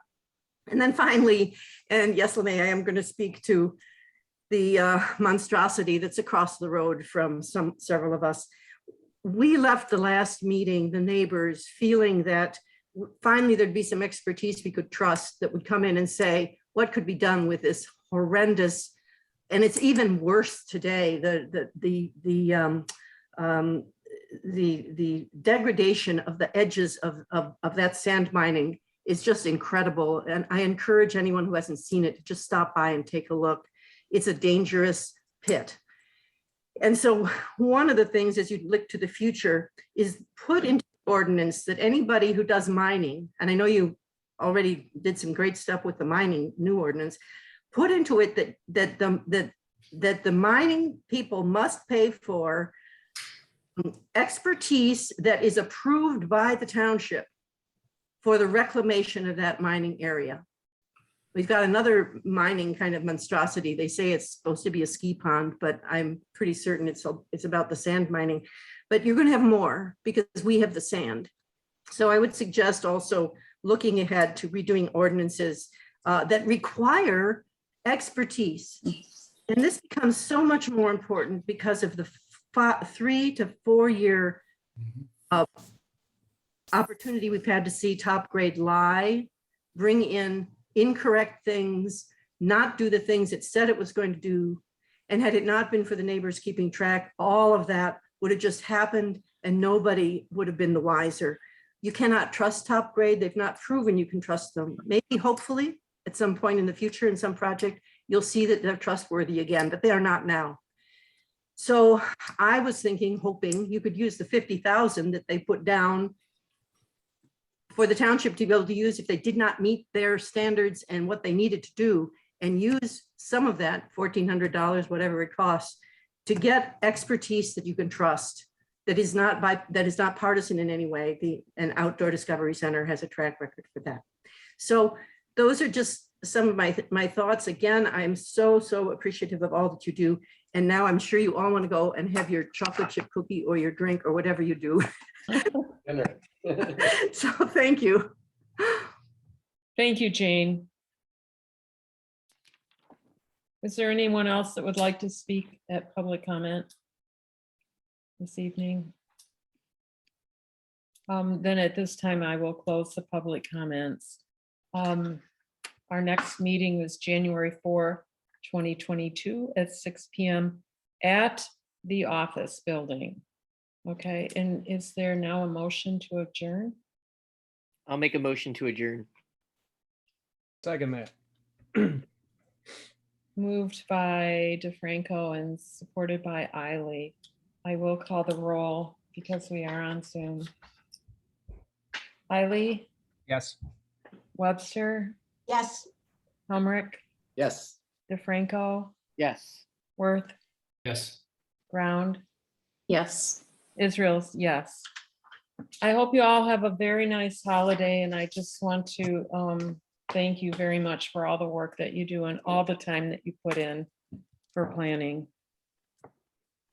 Thank you. Oh, good night. You can't see me Right. waving. Happy holidays. Thank Yeah. you. Happy New Thank Year. you. Bye. Bye. Bye. Excellent, eh? Thanks.